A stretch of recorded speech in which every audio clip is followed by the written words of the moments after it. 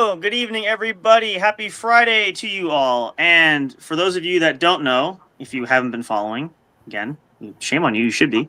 This is the party of the year. We present to you, I'm going to put this up again. I had it up, but for dramatic effect, and I need a bigger screen for this. This is our drum roll for that. We welcome you to the Three Amigos 4th of July Independence Day Bash. We celebrate America's 250th birthday. Can't believe it's here. It's a lot of fun. We got some viewers already. Hello, welcome. We're going to highlight some comments. If you want to say hello, please do so. We'll throw you out here, throw you on the screen here. We're going to throw people out already? I meant on the screen, not out. So do you want to time out again? Don't take abuse of that, man. I'm going to get that HR file. Where is that folder? I'll pull it out later. It's already 7 inches deep. You know. And I'm not touching that. So... That's what said. For everybody at home, we are here to celebrate. This is a momentous time. I can pretty much guarantee, I shouldn't say pretty much, I can guarantee we all won't be here for the next 250 years unless we cryogenically freeze ourselves, but I don't think that's been proven to work. Hey, I talked about that last episode. Yeah, you experiment that. Let me know how that goes. We'll see you in some kind in the future. So we're going to celebrate. We're going to party tonight. Some of us are enjoying festivities and food. I would be, but I already ate today at a birthday party, so I'm not really hungry. And also, I save room because we are going to be doing, some of us, or whoever wants to participate, if you have it, another challenge. You guys know we love challenges, and one of our guests here tonight, Carmela Hazlett, who's joining us here, wanted to actively participate in this. We are doing a hot sauce challenge for your entertainment. This could be fun because we don't know how anybody else could respond. We are still waiting for somebody to throw up live on air? Question mark. Wow. It'd be great for ratings. So if any of you feel led to do so, please feel free. So we will be laughing with you, not at you. Well, not initially. Kingdom Network News. Yeah. We want to make. This is how the legends make it. We want to make our own statement here. So if one of us throws up, or maybe several of us throws, I don't know. Depends on how the night goes. That would be wonderful. So it's gonna be like Stand By Me, where they eat the blueberries. Yeah, something like that. Something like that. So we got that going. We got some fun festivities, some games we're going to be doing. Yeah, but this is awesome. And again, huge shout out to all of our guests here tonight. Some faces you're familiar with. Some of these great folks have been on the show before. Some new folks here to meet. We have Glenn joining us tonight. Again, welcome to the show, Glenn. Glad you could hang out with us. Thank you, brother. Yeah, no, it's great. We love to have participants here. This is always fun. And again, also a record there. Where's my let's see. I need my sound effects. Well, let's do the gong first. That's huge. This is a show first. This is our largest group participation that we've ever done. This is the most people we've had on the show at one clip, which we're really excited about. We have a full house, literally, and not figuratively. Well, I guess both. So this is awesome. This is great. So I want to kind of start the dialogue. Everybody can share. So, I mean, everybody we celebrate for different reasons. How's everybody feeling about this Independence Day? This is a big one. This is one that we won't be here for the next 250, probably even the next 50, maybe. It means fuck all to me. Well, okay. And mute. Except for Bill, everybody else who is Americans or are Americans here, how do we feel about America's 250th birthday? Thoughts? Awesome. Good. Thank you. Well said. Well, I kind of have a different viewpoint on that, honestly. Okay. Sure. I am Native American. Okay. And, I have a long lineage of ancestors and whatnot. Not that I don't celebrate. It's just that, and I'm not trying to get, bring anything down and whatnot. But, I mean, as far as, Native Americans being the first ones here, per se, and then, the whole Columbus thing. But as America as a whole, it is a country, and I'm not going to, dwell on the past and, boo-hoo everything. Mm-hmm. It is what it is. I mean, it's people come, people go, people take over stuff. But I celebrate more 4th of July than I would, say, Thanksgiving, per se. Sure. But as far as the 4th of July goes and the Americas, I got no problem with it, really, to be honest with you. I just don't, I just look at it a little different. Is all I'm saying. No, we can respect that. Listen, I'm very proud. We all have some Native American roots. I'm very proud of my ancestry. I know some of it. I try to embrace some of the I should say some of the lifestyles there. I think we have to learn from our ancestors for a reason. There's got to be a point to it. I got Native American in me. There you go. I was just going to ask that question for Glenn. What specific kind of Native American, what lineage or tribe you descend from? Cherokee and Choctaw. That's an interesting combination. Yeah. Yeah. What percentage native blood are you? Well, here's the thing, and I'll tell you in just 2 seconds. But let me Sure, explain. take your time. Nope, that's fine. When they gave natives like land and whatnot, and the natives were on what they call the roll. Yep. My grandfather, 100% native. So they said, if you're on the roll and you want X, Y, and Z, you got to claim half. So all of a sudden, 100% claimed half. Okay. And then down the line. So if you technically do the math, you could put a percentage to it. But my mother was full-blooded native. Okay. Her parents were full-blooded native, and my father was Native American and German. Okay. And a little bit of Italian. So when my father came over here, the same thing with the Italians. They said, well, we got to Americanize your name because your name just sounds weird. So my father's lineage was Spumano. Okay. And when they came here, they're like, no, we're going to take that off your Spillman. So that's what they did. So that's where the Spillman comes from. Interesting. But as far as, like, if I would say what percentage am I, if my mom's full-blooded and her parents are full-blooded, my dad, we'll just say, is 50%. So I'll claim, 65, 70%, if you want to do the math on it. There you go. That's still quite a bit. I mean, yeah. A lot of us are not that. But as I said, I might even be as low as 10%, but I still appreciate it because obviously I still have, the only one I know for sure, there could be others, and I'm not sure if you may or may not be familiar with it, but there is a small tribe in the area where I'm located. They call it the Lenni Lenape tribe. Okay. It's a very small tribe located in like the Pennsylvania, like up the wilderness out that way. Sure. So, and I believe if my family heritage is correct from some ancestry looking, one of my great, you can add that on, grandmothers, I believe what they said was a Native American was a medicine woman for a local tribe, if I'm not mistaken. Mm-hmm. So I learned a little bit. I've been trying to explore further to understand fully the roots because I'm still part of that lineage, and I very much appreciate, not just my ancestors from Europe and other places, but that were homegrown, right here. So, and to connect with, as I said, we're all connected in some way. So, sure. I think it's very important. So I guess we could say, in a way, as much as we celebrate, and 4th of July stands for a very important significance. Obviously, America is winning our independence from Britain and all that stuff. Right. Paid attention in history class. Some of us might have, some of us might not have, but there's your history quick brief. What is 4th of July? That's why. So if you made it through history class, they're great. But I think it's really to celebrate Americans. And again, our ancestors that were natives that were here are still Americans. So I think it should be a celebration for everybody because, I agree.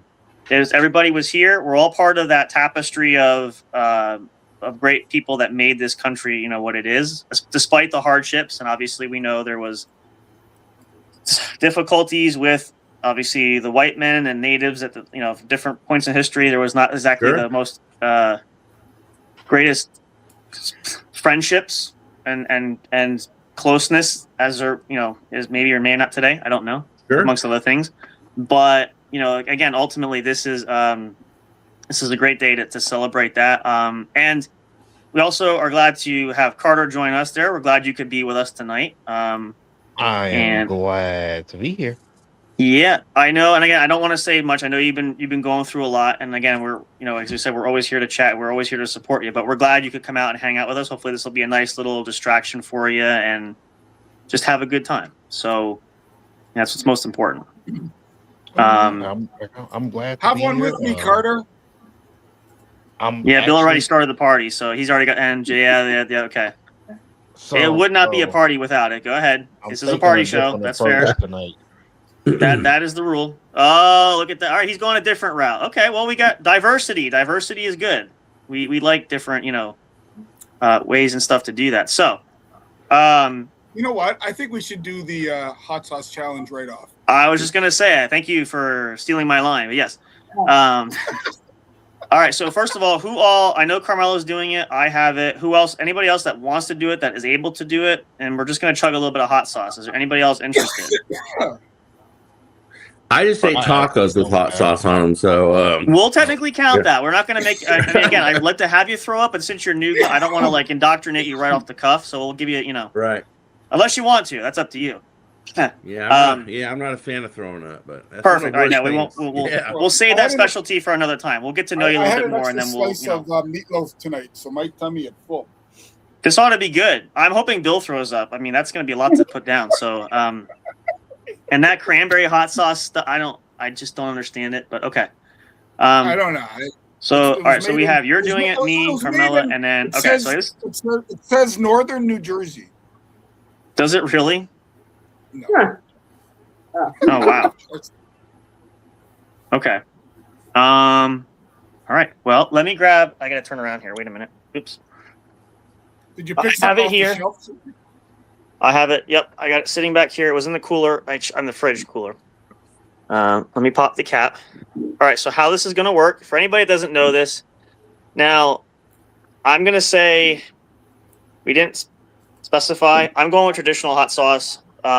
We're just gonna drink a little bit. We don't have to go crazy, only because not so much now, but we know we're gonna pay for it later. So my recommendation is we don't, overdo it unless you really want to. That's at viewer discretion is advised. That's up to you all participants. Like I know Carmela's got a bunch. A burning ring of fire. That's what you'll end up with. Well, I mean, I'm curious now, Carmela. If we dared you, you said how many hot sauces do you have at your disposal there? 5 right now. Are you interested? Can you do like a shot of each? How crazy do you want to get with it? I can do a shot of each. All right, if you're comfortable with that. I only have one. I think Bill has one, but we will participate. I was here just to show everybody. I have some sriracha in the fridge, but I didn't think that was sriracha's thick. That's hot sauce. Is my hot sauce leaking? No. Okay. All right. I'm gonna just swig a little bit. Now the drawback is, and there's a little tidbit just on my part. I loved hot sauce when I was a lot younger. I'm a lot older now, so I have to be mindful of that. I am youthful in my mind, but my body is aging to the point where I have to be careful. So I read something where they say, after your 40s, you don't heal the same. Well, fortunately, I'm not that far, but I'm getting close. So I still have to be mindful, but I am going to participate. All right. So I zoomed past that 10 years ago. Well, I'm not worried about you. You're in Canada. That's your own problem. You got better health care. You're fine. So yeah, it's true. Got better health care. See, okay. So whenever you're ready, you can pop your cap. We'll give. I don't know if we want to give. I'll tell you what we'll do. We'll give Carmela a head start. Let us know when you get to the last one, and then we'll partake on a sip on the 5th one when you get to your last charge to kind of give you. I still think you got to make your husband have at least a good swig. No, we're not going to torture the guy. Come on now. It's hot sauce. I'm starting with like a basic Valentino. Oh yeah, I Okay. have that in the house, and my 10-year-old loves it. She loves that hot sauce. Oh, yeah. Here we go. Oh, she's going right in for it. Wow. Damn. Holy Good shit. grief. Okay. I guess we don't have to guess who the champion's going to be tonight, but we're not guessing. We know. okay. That's one. Count it with us. That's one. A little water. I could taste the cranberry skin in the sauce. All right, now wait. Thank you for sharing that. You're supposed to go on the 5th one, Bill. Didn't clearly listen to the goal, but okay. I know. Basic Cholula here. Original. Okay. Good number 2. All right. Is she going to... Wow. She's going to... Oh. Oh, damn. Cheers to you, madam, for that. Wow. Okay. Wow. Whoa, look at that. Look at I mean, all right. That's 2. I thought she was too eager to do this for a reason. Okay. I think she's been Water, practicing. yeah, She's yeah. cheating. I don't know. All right, water break. That's my fine. husband. I put hot sauce on everything. Yeah, he's commenting. See, Bill, I told you he doesn't want. We're not going to force him to do it. So it's not peer pressure or anything. I just sure. want him to be part of the fun. That's all. all right, now wait. What's the next one? What's the next one? Heartbreaking Dawn's the Green Verde hot sauce. That sounds Okay. pretty good, actually. It does, yeah. Green chili. All right, here she goes. What I'm going to do with the swig on this one, but I'm going to Hot. try. Go ahead. Oh boy. There it is. Oh, there it is. That All put right, some so that hair on one your jarred chest. you a little bit. Okay. I was better than I thought it would be. All right. So that's what, 3 now? Are we at 3? I lost count. 3 or 4. Okay, 3. Green. Great. That All would right. be cool. All right, after the 4th one, after your break, when you go 5, I'm going to chug it with you on the 5th one with mine. Okay. All right, so here we go. What's number 4? Hang on, give her a sec, catch your breath. Stephen Ed's mango habanero wing sauce. Oh, that sounds damn. good too. that'd be That's tasty. I've had That would similar. really That's be good. fantastic. All right. My husband's like, don't do it. I Well, agree with him. you'll be taking her to the hospital if anything happens. So that's unfortunately your best wishes, you know. So or your obligation, as it were. You want me to go again with mine? You on the 5th one? Yeah. Give her a second. Hang on. Not yet. Yeah, just give me a second. Give her. Yeah. It's maybe you know what? You might be the champion. Maybe you'll be the bar for tonight. I don't know. I'm just kind of Yeah. thinking You might have to get some Listerine or something just to. that'll do after you're nothing. done. Well, it might clear your throat. No, it won't. Listerine is pure alcohol. It's gonna make it worse. Yeah. Okay. So here's the Liquor, deal. pure When you guys do- alcohol. when you guys- Yay. So when you guys do your hot sauce, I'll do a hit of the day. All right. So this is number 5, right? Hold on. Oh, so we get to inhale hot sauce and you get to get high. How fair is that? All right. Now wait. What's number Very 5? fair, 'cause I don't do hot Wait. sauce. 5 Wait. is Pepper Palace's curry on hot sauce. You know, I saw one. I thought about it, but maybe next time for that one. All right. I have my hot sauce. Bill has his. You got your shits ready? All right. Cheers. Look out, Cheers. stomach. Here it comes. Oh God. This is crazy. It's like I'm having Thanksgiving meal. This is Now wait. You're gonna throw up, Justin. Not gonna throw up. It went up my nasal passage. That's why I inhaled it and I snuffed it at the same time. I never would have done it again. Didn't you do that with the cinnamon too? Didn't you inhale the cinnamon? Yeah, I had that same problem. It goes right in my. Oh God, that hurts. Wait a minute. Oh shoot, I didn't get any water either. I didn't think about that. no water. Water's for pussies. Exactly. I can do this. I might cry, but it's tears of joy. You So cried either. I just have an awful aftertaste in my mouth. you're gonna have a fun night. You'll have to let us know tomorrow how you're feeling, just out of sheer curiosity.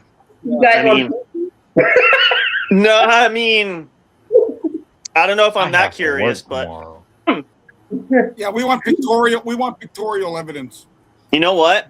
Just for the spirit of the celebration, I'm willing to suffer for everybody watching. So Yay! Oh, he's suffering. I can yeah. see 5 hot Down the sauces. throat. Cut the throat.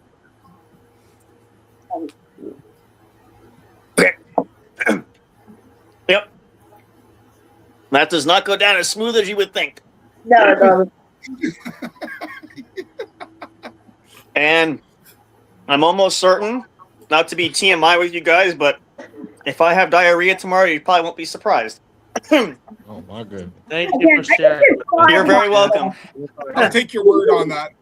If you want photos, I'll send them, but I don't think you do. So, No, I'm good. oh my lord. Okay, it's a good thing I don't have a Right, strong. now, I was going to say, let me open up. Does anybody have anything they're doing special this weekend? It's a good question. While I die, go ahead. Killing a duck. Killing it. Did you say you're killing a duck? Yes. Camping or camping, hunting? No, I'm just gonna walk up to a duck and kill it. Don't make sure you take it to dinner and a movie first. Yeah. Do you have That's like a wasting machete time. in your Gotta pocket? get straight You to just- it. Not that strange. People go all over the place with weird things. I mean, this is America. This is you see anything here. Wow, that's Especially at Walmart. Have you seen any of the wild Walmart people? well, the fire department was there today. Oh. I don't know why, but Getting their dinner for the night. no, they had the trucks on and full lights and everything, so something was on fire. Oh, They were in a rush to get their dinner. that's a good one. You know, actually, I don't need water. They say water doesn't do anything. All it does is swoosh it around. You need milk. Milk. Milk, ice cream, sour cream, yogurt. I don't like sour cream as much, so. Wow, that's tingly. Yeah. Oh my. Woo! Okay, Oh, my okay, lips are Carmela, blue. round 2. 5 more. Yeah, no. Wow. No, I'll die. That's good. No, thank you. A round of applause. Where's our meter here? Wait a second. I think we have a winner, unquestioned, disputed winner. You get a trophy? I defer. There's no way. She gets a medal for her chest. She can have a medal for whatever she wants. That's pure heroism right there. You are the GOAT. Yes. I really like your hat. Thank you. Oh, you know what? Carter wasn't here for that. Do you want to explain your look for the evening? Or maybe for those that don't know? Well, I have a show called Roxy Tyler's Carnival of Colors, and here's a top hat. So. Oh, So it's part of her persona that when she does her show. She's a horror pretty presenter, cool. and this is her get-up. Oh, okay. Now my problem is my nose is running. I gotta catch it. Wait a You minute. going for ice? Are you running for ice cream? No, I'm okay. It's just my nose now is not cooperating. I'm running like a faucet here. Every time you sneeze, you get hurt. I'm gonna smell that tomorrow. Hang on. Oh, wow. Sweet information. Oh, I'm not hungry anymore. How was the steak, Jace? It needs a little hot sauce. don't disrespect steaks like that. Do you know how he cooked it, Carter? He put Yeah, it talk in about the air disrespect fryer. in the air fryer. Air fryer. Have you ever done a steak in an air fryer? I have. Really? Really? How'd that It's go? not my favorite, but It wasn't my favorite way. reverse sear or sous vide. Or grill. Ooh, no. Yeah, grill steak. I've never sous vide it. It always looks so complicated. You have to be very patient. Yeah.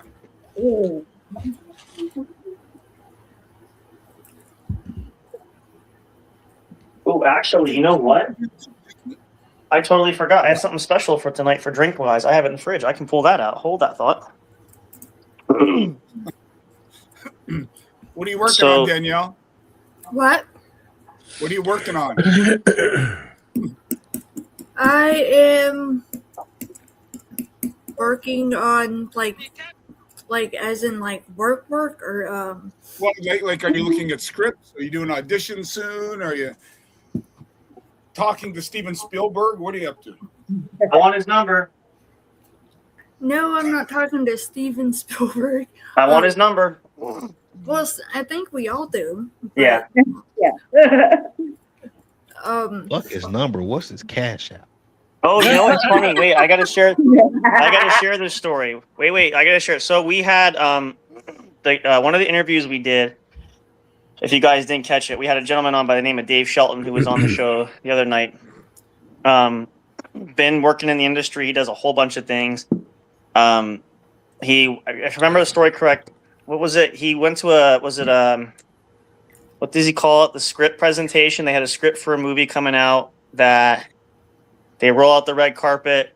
Spielberg himself was delivering it, closed case. It was going to be announced, I guess, movie drop, whatever. Everybody hear me okay? Yeah. Yes. Okay. And he said, all these people came, they were all dressed up, suit and tie, the works. Mr. Spielberg shows up in his khaki shorts and like Hawaiian shirt with this very important script to this movie. Delivering it hasn't been seen, obviously hasn't started the project work. And so Dave was sharing about how he was in line and he got to meet Steven Spielberg, shook hands, and he said, what did he say? Mr. Spielberg, it's nice to meet you. Thank you for being here, but couldn't you at least put a tie on? Because we're all wearing, shirt and coat and tails, and you come up with, a Hawaiian look. Which he said he found it hilarious. He never asked him to work with him, which I think I said that was your ha-ha moment because you insulted him, so he doesn't going to ask you to work with him. But he still found it hilarious. So catch-22. But who we have private chat here? Glenn said he can't hear me. Oh, that's what I thought. And can you? Is it just me? Ask anybody else. Can you hear anybody else? Is it just me? La la la la la. Testing one, two. Oh, who's singing? I can sing. I can hear you. I don't mean me, but I meant for Glenn because he can't hear me. He can't hear me. Can you hear anybody else? Let me message. La la la. Who's in the chat? Big Hosh, you have access to the chat. Go in the chat. Go in the chat and just tell him to pop out and pop back in. We have this problem. It's a technical glitch. Hold on. Hurry up. Take your time, but hurry up. It's like really gross. Like it wasn't the hotness to the hot sauce that was bothering me. It's like all of them together in my stomach right now. Yeah. Disgusting. Is your tongue and throat all coated? Got like a quarter inch of oil on Or it? actually, Danielle can do it too. If you want to just text Glenn, just tell him pop back out and pop back in. It might be a technical glitch. It does happen. Now who's messaging me? Oh, I got Never a mind. message, Tim. yeah. This is kind of a Hang on. You're in an I should have echo. opened this before. Oh, there we go. Perfect.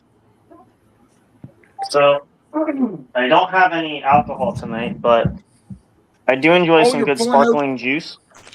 So What happened to that special drink in the fridge? this is it. It's sparkling grape juice. Oh, it's not alcohol? Go get mine. There you go. All right.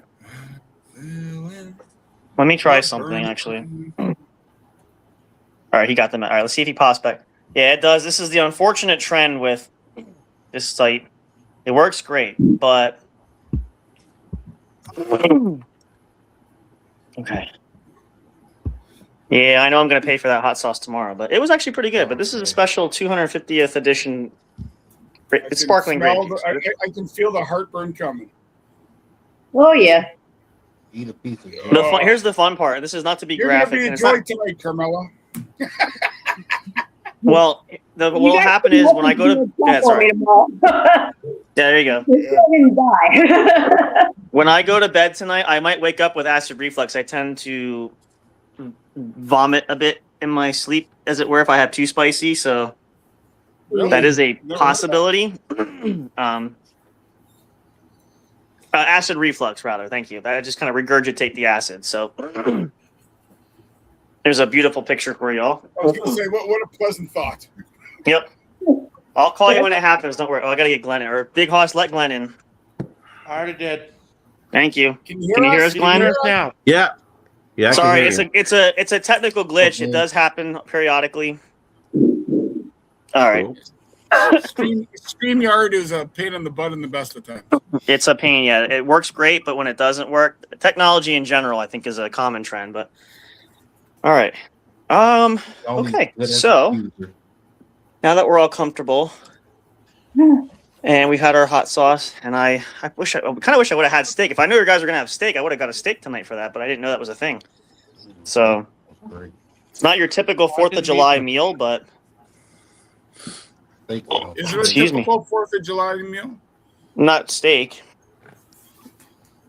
Like, I don't know, chicken or pizza or, I don't know, Hot burgers and dogs hot dogs? and hamburgers. Yeah, hearty food. Actually, I probably should go put the hot sauce in the fridge. I don't know. But- Steak's always been at my family functions, no matter what family function it is.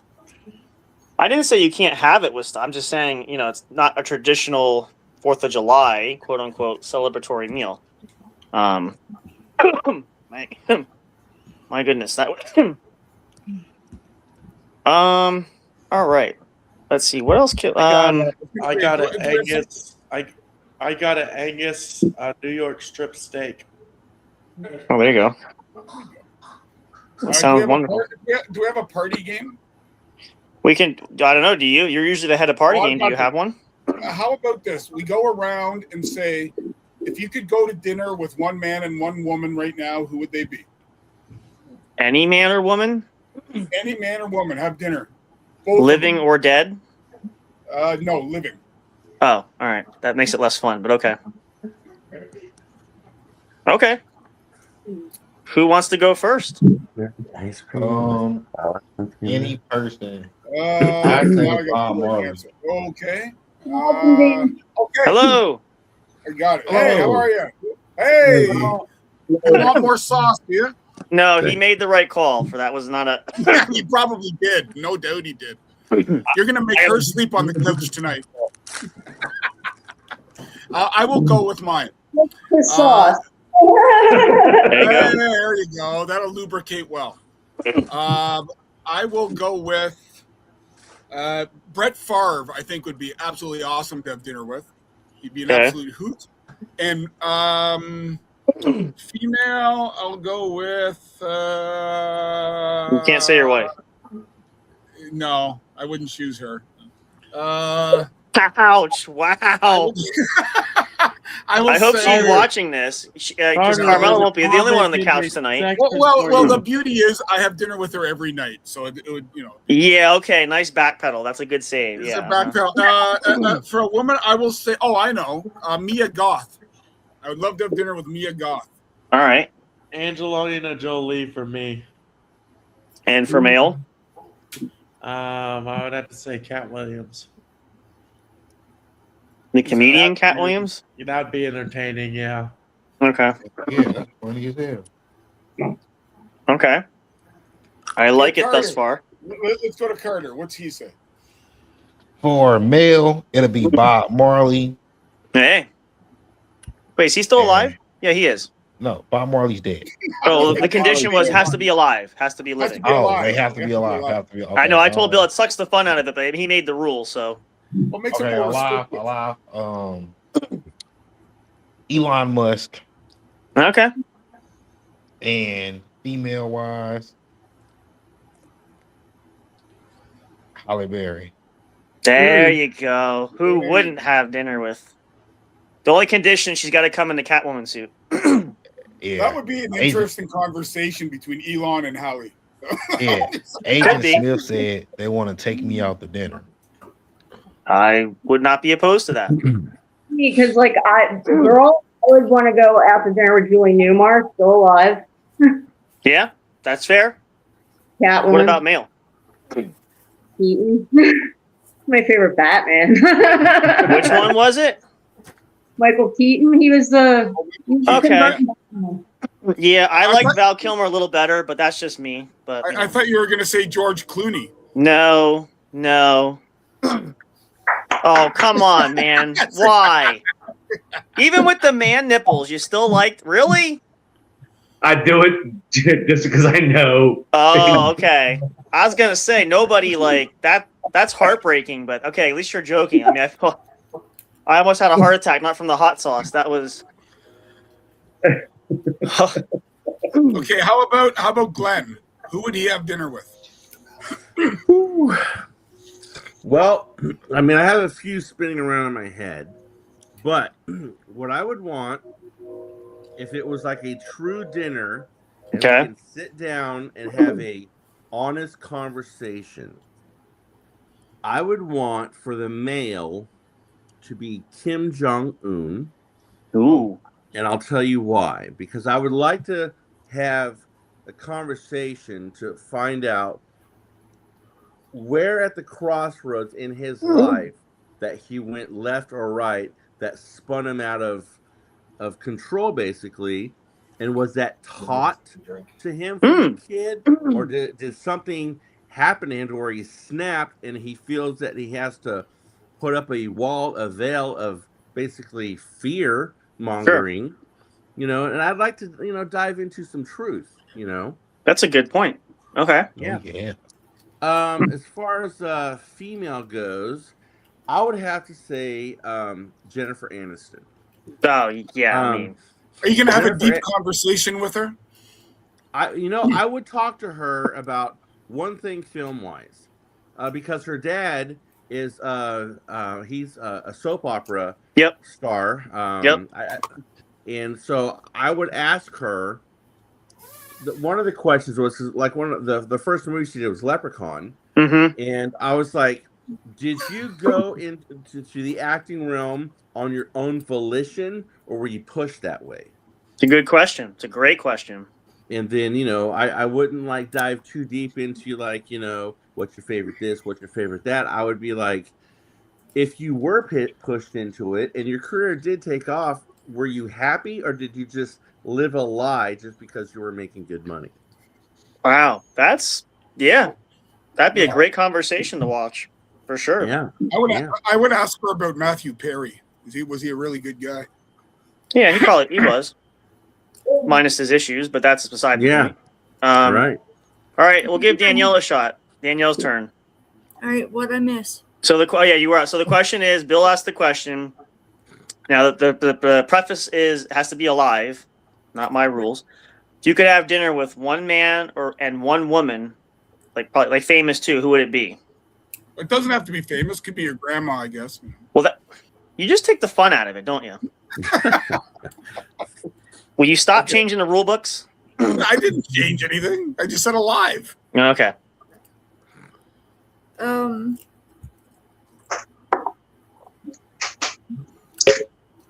So they have to be alive. Yeah. See, everybody's first thought is dead, and that's why I tried to open it up, but I got shot down. So. Yeah, my first thought was like, okay, cool. Brandon Lee, but he's dead. Yeah. That would be a great conversation. Yeah. I want to meet his dad more so, but I would want to meet him too. So. Yeah. 5. I don't even know. That's a hard one. I know it's a hard one.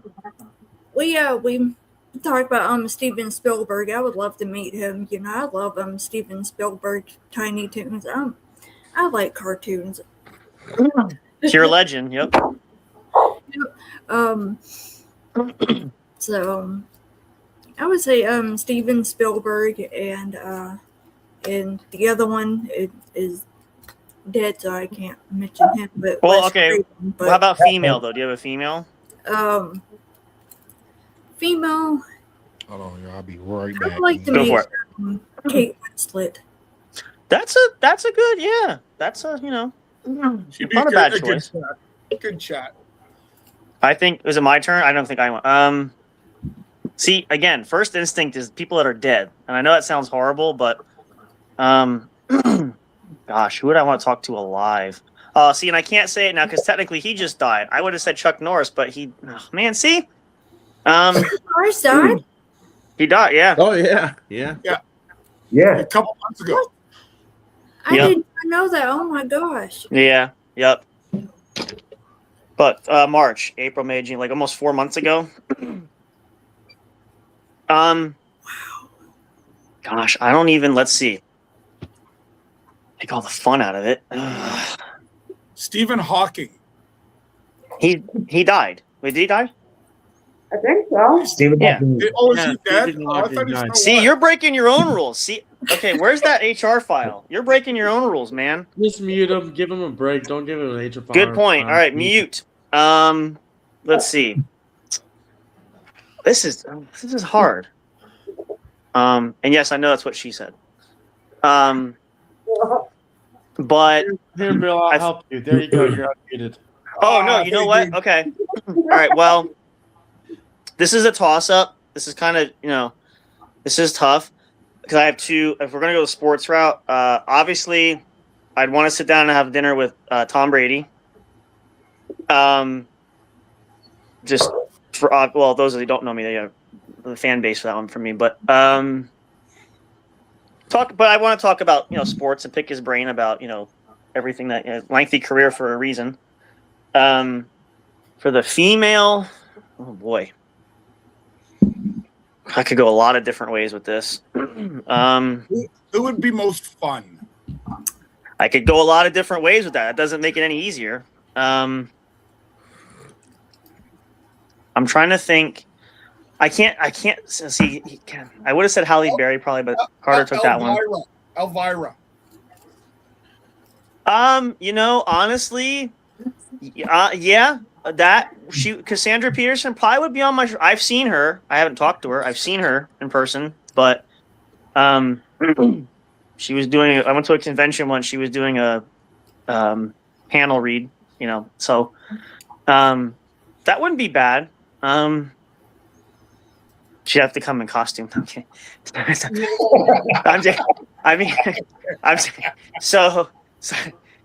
Anyway. Yeah, I guess I'll go with that one. I mean, again, that the limitation is I know we want to talk to a lot of famous dead people, so okay. So the next question is, who do you want to talk to, male and female, have dinner with that are dead? Groucho Marx. That's a good, yeah. There's nothing to my madness. I'll say mine. Okay. Jimi Hendrix. Who? Jimi Hendrix. Okay. And Betty White. There's a dinner conversation. Oh man, this is gonna take me a minute. All right, if anybody else thinks of one, go ahead. I have to take a minute. Okay.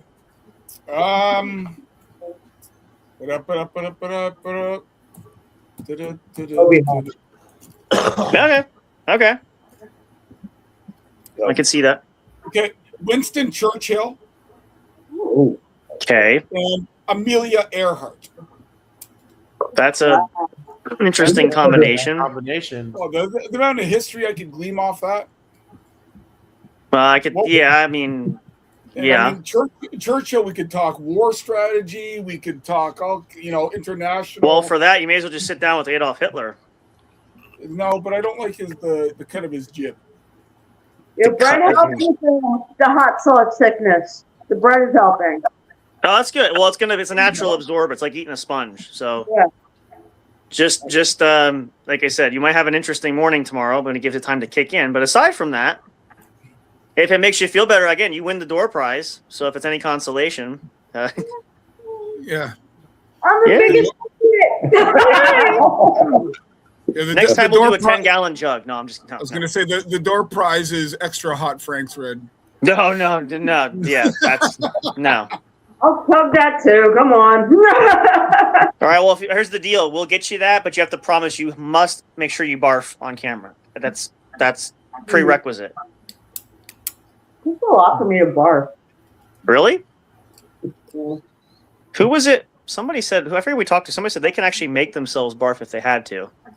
Oh. I don't know if that's a skill I would brag about, but I'm gonna say who's bulimic. Not even that. I mean, it's just one of those. You I don't know. It's acting. You cry. You can cry on camera. Why can't you throw up? I guess I don't know. I can barf. Are you volunteering?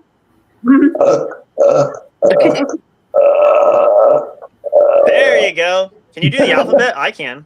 I was eating on camera and you're burping on camera. We're officially like the grossest people. We've seen worse. Believe me, that's yeah. This is the wholesome family entertainment that we want here. So that's You fine. haven't heard some of my stories. You think we're not maybe in a bit. I'm not saying tonight, but I'm saying you haven't heard some of my stories. Yeah, we've been scarred enough. Yeah. I've heard that story too many times. Yeah, that's a party trick that's needs to be put to bed for a little bit. Dead or that's what we're doing. Dead. Gosh. Well, I'll take. I said Chuck Norris for the male. Female has to be. Ooh. Actually. I could make the. I'm only joking. Preface. I could say I would absolutely dig her up for this. I probably would have dinner with Marilyn Monroe. I don't know how well she's in condition after being dead for 60. What she died and said, yeah. But yeah. So I hear she looks sweet. I would think remarkably thin. So if anything else, at least she doesn't carry a lot of weight. I guess I could take her for a date. I could probably carry her myself and not have to take a car or anything on a date for that. I'll be back. Although when she was at her peak, she was curvy, and she all of a sudden. Now you got the idea. I'm glad you're keeping tabs at home, Bill. That's good. I'm not just looks, Well, that's far from the. Okay. Anyway. I think for me would be Yvonne DiCarlo. See, that's a good one. That's really. You can't. It's hard to choose, honestly. I mean, it's. And actually, I'm curious now, Danielle. What was you said? Your first one was dead. So who would you talk to dead or want to have dinner with? Oh, you said Brandon Lee was the one. Yeah, either between Brandon Lee or Wes Craven. Oh, that's another good one. He's still alive. He's not dead. Are we sure? Or is Wes dead? Or is Wes dead? He might be dead. Wes I'm pretty sure. Yeah, they froze him like actually, you know what? He did die, didn't he? Yep. Wes Craven died August 30th, 2015. Yeah, he's been dead for more than a decade. Okay. Yep. But to be fair, Bill's been living under a rock for a decade, so Pretty much. They call Canada. Yeah, the news gets up there slower. No, the news stops at the border. It has to go through customs before they can deliver it. So The Colson's delivering it. yeah, that's it. That yeah. So those are good. Oh yeah. What about female though? You know any good dead females? No. They're not the life of the party anymore, but I'm just saying. I like how you put that. Thank you. Dead female. I mean, honest question, but yeah, go ahead. Yeah. I have none. Wow. I guess Is it because you haven't dug them up yet? Is that why? maybe I should go digging. Just be careful. They do call that grave robbing in this day and age, so you just have to be, See, you know who you could go with? Mary Shelley. Who? I was about to say who. How old are you? Mary Shelley wrote Frankenstein. It's not obscure. Okay. I didn't say it was. I'm just, I'm trying to educate myself. I don't, I think I'd also want to have dinner with Nichelle Nichols. Yeah. Why not? That's not a bad pick. No. Hear about like the. I guess if I had to pick people, Betty White. Betty White, she's hilarious. And you know what? Here's a fun fact for you, in case you ever wonder this. The best part about going to dinner with a dead person is they're relatively cheap because they don't eat much. So. Oh, God. Where are you pulling these out? I get a few every quarter century. So. I was thinking about it. When we're at the table, we can just say, "Well, I got a bone to pick with you," or that. Oh. Yeah. I would love to have dinner with Vincent Price. Well, yeah. I would love to have dinner with Babe Ruth. Jekyll and Hyde. They're the characters, but There you go. Robert Louis Stevenson, the author of Dr. Jekyll and Mr. Hyde. He'd be a good. I mean, I don't think you could go wrong, honestly, as far as famous people. I mean, there's a lot of dead ones. If you chose Shemp from Curly Larry or something, I mean, there's that. That. Or Jerry Lewis. Yeah. Well, that hot sauce is really hitting me now. Boy, oh boy. I'm telling you, have some bread.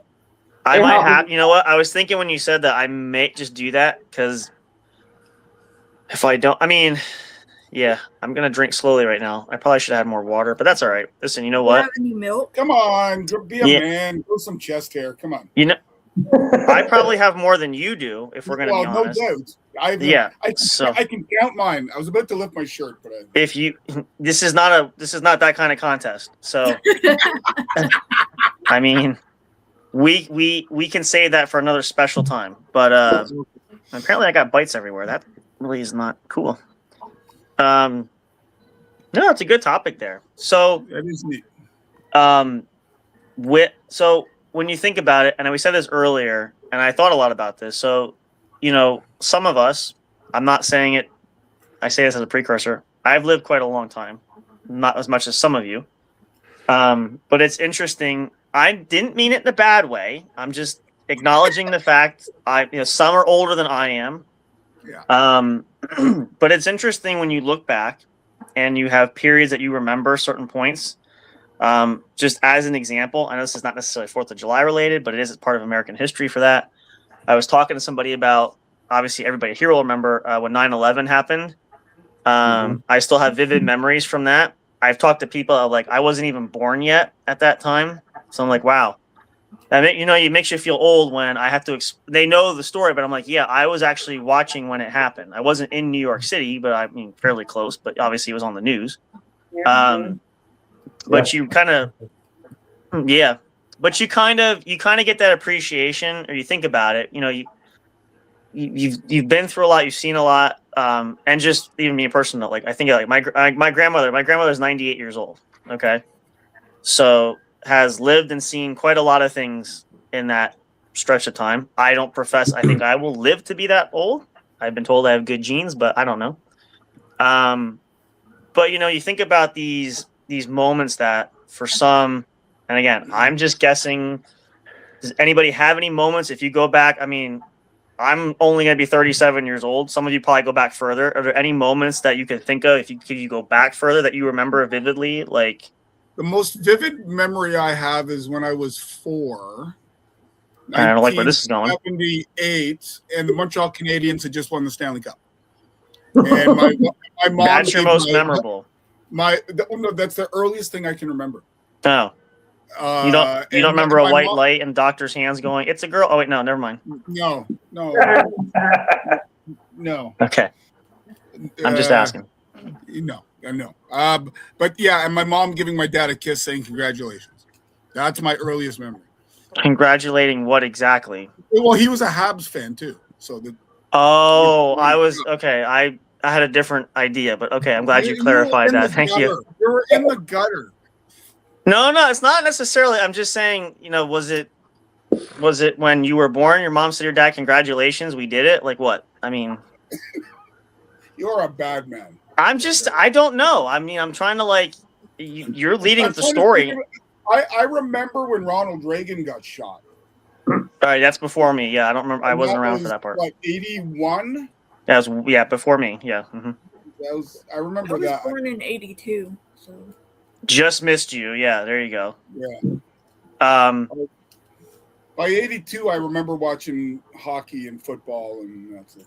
Most of your stories are hockey and football. Well, that's because in my early life, sports was really important. It's still important to me. I mean, I'm not saying it's not. I get that part, but it's when I'm reading the script you're going with, it's kind of predictable. I know where you're going to go because it's basically your go-to. So, but point wise, again, it's memorable. You watched the 1980 Olympics, right? Would you saw one? Speaking of hockey, I heard that Jason is looking for a new hockey mask. Really? Was it because of the TV show with the copyright and all that? Is it? Is it because of the copyright with the new TV show? I don't know. I was just picking. Oh. Because you mentioned hockey. That's that's her contribution. In other words, you're not we got you. Okay. I can remember vividly in grade 7 Chernobyl. I remember that really well. Refresh me. What is that now again? Chernobyl is where the nuclear plant exploded. The melt. Oh yeah. Okay. All right. Yeah. I got you. The elephant foot. Yeah. Okay. Yeah. I mean, it's fun because the thing I say, most notably is for people is to understand how much we appreciate history, because obviously, good or bad, it's part of our heritage for that. So, there's moments that may not always be pleasant. I've heard this debate. This has been debated a lot. This has been talked about a lot. There's constant arguments about we talk about certain dates and things that are recognized. But,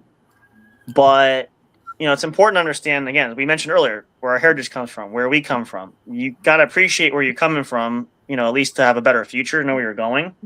As I said before, I mean, I'm not saying it's completely hopeless, but I do weep for the future because at least from what I don't know if anybody else has experienced this, some of the generation I see going forward, I'm like, I'm not sure if they're going to be as strong as the generations of the past. Doesn't mean things can't change naturally, but you got to wonder. Somebody said one time they used to say, when you get older and you have to be in a nursing home and you're relying on someone to care for you, how do you feel about your chances in the future? I said, well, compared to the generation we see now, I'm more than likely sure I'll probably wind up dead somewhere. But nothing against anybody. It's just I would hope.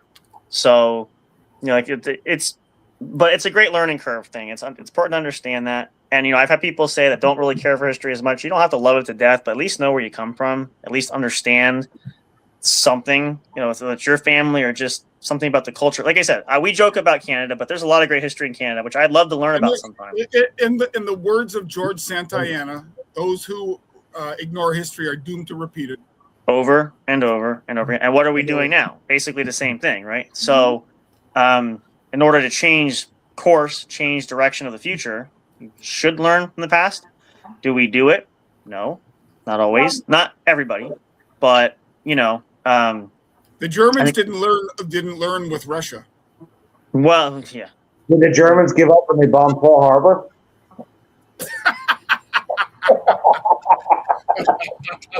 Wait, hold on. Just let him go with it. Let him go with it. I got it. Okay. All right. There we go. Took me a minute. Hang on. Okay. I got it right away. Well, yeah, I mean, okay. Yeah. I figured that, but yeah, I mean, it's just, that's the goal. Like, when we talk about, we share a lot here. For those that are not familiar, a lot of you guys are familiar with shows that we do this kind of stuff, but the positivity track that we do too is to try and be positive as well as educate people. We actually have a lot of great guests. Oh, actually, I meant to say this earlier. Speaking of guests, I don't want to give a spoiler out because nothing is confirmed yet. Let's just say we are in the process of having a guest come on the show who, how do I say it without spoiling it? Because it's not confirmed yet. They are Emmy nominated and possible winner. Okay, well, that's dangerously close. Okay, but that could be anybody. Okay, well then my clue is obviously they're well, I should say they're well known for their soap opera acting. Is that too much? There's only 50 years of soap operas. Don't worry about it. That's true. It could be. I don't think that narrows it down. So the point is, could be a fun one. So we're looking forward to that. So, but we have a lot of great conversations with a lot of people. We've had so many people that shared. We got some great stories coming up. Some folks that are going to share personal stories. Very much similar to a lot of you guys that have shared that I've been on before. Some are a little bit different. We have quite a variety actually, but the idea is who did we yesterday? We had the dating ladies, and we had a horror, and what was the other one? The therapist. Oh, the therapist. That's right. Or the psychologist. I guess I'm not sure what the technical term is. It. Okay. Yeah. Wide variety that feature there. So, which we look forward to showcasing, just because everybody's got a unique story. We're really appreciative of the horror community because they have been incredibly open-minded, incredibly generous, and incredibly nice with their time. And fantastic people. A lot of you guys. It's I mean, like the horror community is my people. I'm very comfortable with it, but it's good to let the rest of the world know. Yes, they're not just all Satan worshippers and eat squirrels. I was say, don't oversell the nerdness there. We get it, but yes. I say that not to offend you guys. We joke about him because, amongst the sports. But no, in all seriousness, the horror community, we love being a part of that. It's fantastic. And we're really glad, like, for a lot of you guys that have engaged in the chat we have, it's fantastic because, the goal, again, is to try to build unity there. And again, we say this a lot too, but competition is not something we want to focus on. We know that's part of everyday life there, but if we can build something where everybody shares something, everybody can win somewhere. I think the world's big enough for all of us. We'd rather go get a drink. Okay, thank you for sharing that. No that's okay. So, little days of our lives moment there. No, but he just totally derailed my thought. Darn it! Hang on. I mean, I thought it was more of a general hospital thing, not more days of our lives, but that's just potato. If you want to quibble, sure, I'll give you that. I don't have the facts in front of me, so I'll defer. I can say you're right because I have no clue. I'm not looking at it, so I'll just assume you're correct. But yeah, no, I mean, that's right. So we just hope to help foster things where, if it's just, everybody mingling, or again, we always say we can't promise anything will happen, but if you guys might have a chance to work with each other, work together, at least communicate, maybe bounce ideas off of each other. It's just about building that fraternity for everybody. I mean, again, some of you guys might know each other. We don't know. But it kind of opens doors. We're trying that with some other options too, but just this whole case it's been phenomenal because I said this before. We turned this into a series, which wasn't intent on being a series. It was more of figure we'll put it out there. Maybe one or two people want to come on the show. Fantastic. We'd be happy to promote, etc. Had a slew of emails, had a record-setting email break. I think it's still a record. I lost track. I stopped counting. I probably had more than 100 emails in a 2-week span, something like that. So it's kind of like, this is great. This is fantastic. This is totally unexpected, very welcoming. And again, a lot of you guys wanted to come on and do extra stuff here, which is fantastic. We love to have people involved doing things because we like to have fun as well as, do the interviews and stuff. But it's just a nice way to kind of bridge and branch out a bit. And I was just thinking, like, for Danielle, for your case, I know you've been very proactive there, which is nice. I'm hoping you're getting something out of the chats there because you guys seem to have a good time. We do watch. We don't engage as much, but we do watch it. So, it's just kind of nice to have a little community. And, in the conversation of being diverse, as not everybody agrees on everything. Everybody's different. And you all probably in one point in time, personally or professionally, wherever you walk in life, you've seen that contrast between those that agree with you, those that are complete opposite, the struggle back and forth. The idea is we're trying to find that bridge in the between to kind of find that build that bridge of neutrality, if you will. So, and that's, again, tapestry of what makes our culture great. I can say that because Bill's not here. I think he's the only outsider. That's kind of the principles built on the country that we have here. At least the founding fathers had back in the day. That was the idea. That was the concept. That's why, unfortunately, and I'm not going to go too far on this route because we don't like to bring people down with that as far as the political side view of it. I will just simply say, clearly doesn't work like it used to. It's not the way it was supposed to be intended. I think we can all kind of agree in some aspect there. Regardless of left, right, I'm talking all across the board. Doesn't matter, which side of the fence you lay on there. It's just the overall general consensus. But I said this in the interview we mentioned about. We talked to one of the potential guests coming on. Is the way that because she said, I want to fix things. We want to try to get back to. We should, and it really starts with us, we the people. Not the people we pay to represent us, but us. Again, I just use myself as an example. I've had conversations. I've had people say, I don't vote. I don't say anything. Well, it's your right to choose whether or not to do it. But if you want to see a change and you don't cast your voice out there, you don't let your voice be heard out there, then regardless whether you believe it's going to make a change or not, it still counts. You're going to want to get your voice heard. We've all heard that at some point in our lives growing up. Family says, make sure you speak your mind. We talk about censorship. I think we talked to some of you guys about that. We've mentioned that topic, but, be proactive with certain things. Again, understand what's going on around us. Like now we're celebrating, recognizing 250 years of this country being founded. Now, obviously, the best part about that is we're still in debt 250 years later. So that hasn't changed, sadly. But getting back to the original roots, and case in point, obviously the first settlers here were not necessarily white folks coming from Europe. Natives were here first. Totally agree with that. There's only unfortunate times. You had warfare between it, fighting over land.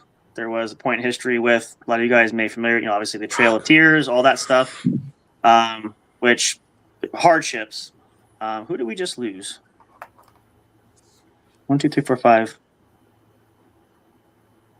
I think but the point of it again is trying to find some kind of area we can get along with. We don't have to love everybody. Not everybody's going to love everybody to death. We know that. But I think, just it's a great idea to say if we could just at least find something that could really keep us together. Because I think otherwise, if we don't bring the unity back, what's going to happen? There really is no future, right? So, and the basis for that with this and recognition and celebrating it, 250 years is a great milestone. Here's hoping there's 250 more years. We don't know. Again, we're probably not going to be here to see it. But we hope that for future generations that, maybe we can get back to basics. I don't know. That's kind of just my personal vibe, but raises a great question. I want to put this out there. A lot of you guys obviously are entertainment, you have your own, different things that you do, but I pose this question, and it could go for anything, but if you could leave, once all of us are going to inevitably depart this world at some point, what do you, I guess for lack of a better term, saying a legacy, what do you hope you can leave behind, maybe for inspiration, maybe something you hope happens in the future? Like, is there something that maybe you're working for in your professional life or just personally? Is there something that you hope will maybe help to shape the future that we may or may not be a part of? Don't all jump at once. I'll go. One that I generally hope for is to leave my daughter in a better place than where I came in. Okay. And give her guidance. On a personal level, I've always wanted to go back and get my master's. Okay. At some point, I may go do that. It's a good goal. That's a great goal, actually. If you can, obviously, not everybody can do that. So, and I think that's a great example. You're not too old. I've already got 3 degrees, but a master would just be for me. I don't care, but if anybody knows, it would be for self-accomplishment. But you're not bragging, right? No. Okay. I don't care. It obviously hasn't gotten me. It hasn't got me that far in life. Let me tell you that. I'm glad you said that. I'm not going to say that far, but if you are comfortable to say that, that's perfectly fine. No, that's a great one. I mean, it could even be we could pose that like accomplishments too. Is there anything that maybe anybody hasn't accomplished yet you want to accomplish? Obviously, before we don't know when death time comes for us. We try not to worry about that. But is there something you'd like to do, perhaps, to shape or do something that might leave a lasting impression for the future? A threesome. Not that kind of impression.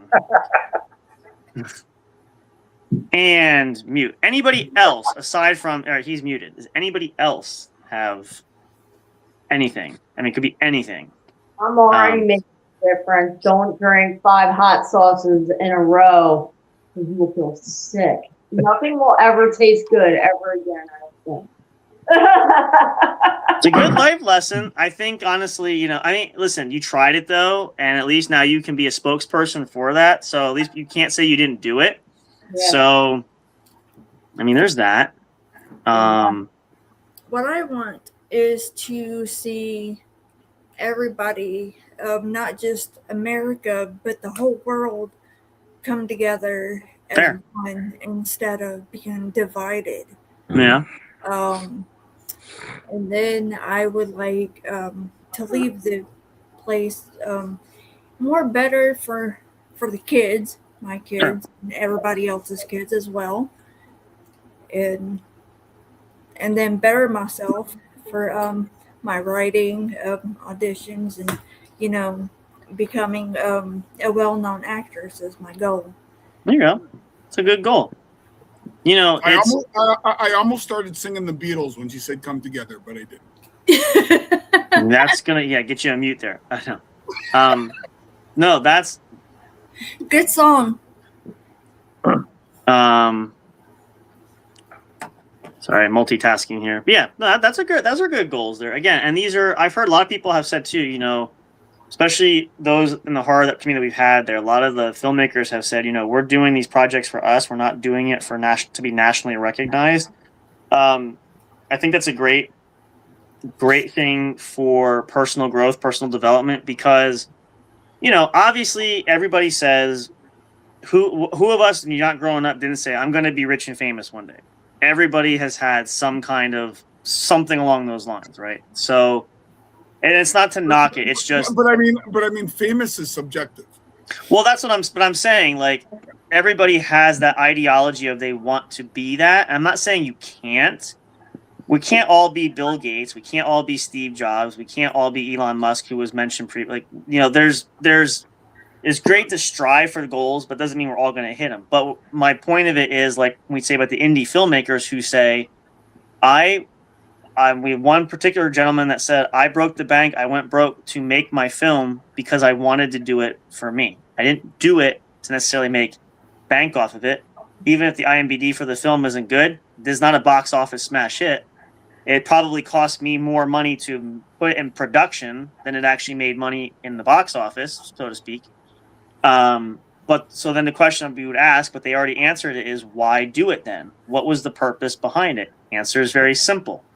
Because I did it for myself. I did it to prove that I could write this film, I could act in this film, whichever case may be, or both. We've had a lot of everybody that does both. And it just showcases how, that determination, that willpower not to give up, to make sure that some kind of dream is accomplished. I know they say we can't accomplish all of our dreams. Maybe. I don't know. I'm not saying I'm a total believer in that. I can understand the perception on that. But if you can at least do something, maybe one goal, two goals in life, don't know where it comes from, but that's a great thing. And again, we said this for a lot of you guys. It's fun to hear your stories because you're all in the same general area, but you're coming at it from different perspectives. You all have different goals. Some are similar. You're obviously different people, but you have the same love for the same type of thing. And you're taking great strides. Just for Danielle, in your case, obviously you're coming from the starter's gate. You're coming from the beginning. So you are just really trying to gain traction. You're trying to get out there, which is, that's how everybody starts. Carmelo might, a little bit more established. You have a few more projects under your belt, so you're at a different point.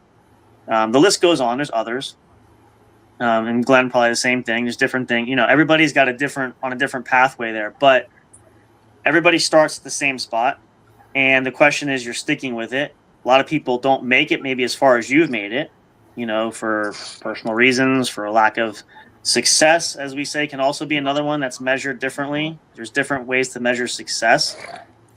Success to you could be, I have a $5 billion corporation. Success to you could be, like Danielle right now, could be, I got into a film. I made a few projects. Small, but starting somewhere, it's milestones. So, the idea it's nice to hear that when people are, because I've struggled personally where people say, either you get too old to do this or it's not financially feasible because obviously for us in the U.S., not so much for Bill per se, but financially we know things are hard. We see how the economy is. It's not great. We can probably be honest there if we can all probably agree some point. Don't know what the fallout will be in the future. Not sure. But it makes things financially difficult. So people, I think, are afraid to take those chances. But, again, a lot of guys, just do it. Who was it? Which of the guests was it, Bill, that said, was it one of the directors we talked to that said, just go out and just do it? Was it Craig Aarons? It might have been. I know somebody said it. They're just instead of worrying about it, just go and just do it. So I think it's a great motto for that. Or was that Rolf? It might have been Rolf. I think Dave said it at one time too. And obviously he's had great success with a lot of his stuff. So, but I think the thing is, it's just for all of us. The biggest fear is we fear ourselves. We just are afraid to try. We're afraid of whatever the reason is that holds us back. And that's usually what I tell people. And I shouldn't say it often because I've done that to myself. But you're your own worst enemy, as that saying goes. You hold yourself back. So we kind of learn to let go and to do that. And again, perfect example for those of us, not so much Bill. Sorry, Bill. This is not to exclude you, but you weren't born here. So we wouldn't have the country here at 250 years if we didn't fight back for independence, obviously. We could have still been a part of Britain at this point. Obviously, and they say, you've heard this saying, is freedom's never free. It had to be blood, had to be paid for that, naturally. But you think about it, country could have been a whole different thing if the founders were afraid to take chances. If they didn't make the decisions that they made, didn't challenge things, didn't question things, which I think is something we don't see nowadays, right? People usually take things at face value. They don't challenge anything. There's the old rule, and again, I'll say this more modern, is we live in a digital age. People will say, I believe everything you see on the internet, right? Can all agree that's not always the truth. It's the same thing as saying I believe the tabloids that we read in the supermarket, because all these magazines are perfectly correct, right? They're always 100% accurate. I'm being sarcastic, naturally. I was going to say, I was thinking the other day, is National Enquirer still around? I don't know, honestly. Probably. See, now the other thing is we're not seeing a lot of, I don't know about in Canada, we don't have a lot of printed magazines. That's kind of a thing of the past that they're doing away with. Yeah. I bought Jen a People magazine the other day, and it's half the size it used to be. Well, that's everything's downsized now. It's just the economy with that too, but not everything there is factual. It's the same thing with clickbaits and everything we see online, right? Actually, and that brings a great point, and I only read part of it. So Danielle, were you reached out, or there was something about the scam thing that you were mentioning about? Can you refresh me on that? Because I didn't see all of it. I read part of that conversation. But that was a great illustration. So what happened exactly? What are we referring to specifically? Was there one in the? There was one you posted in the chat. Somebody posted something. I only read part of it. Were they looking for project work, but they weren't willing to pay, or something like that? Oh yeah. I didn't really read that one. I read part of it, but I thought that was a great example because I don't remember if that was I think that was in a group. You saw that in a group post, right? Is that how you came across that? I think that was in a horror group. Yeah. I sent it. Yeah. But the preface was, you can tell, like, it just seems a little odd. Some scams are getting a little more intricate nowadays, but it's just part of unfortunately, our society and the social reality is that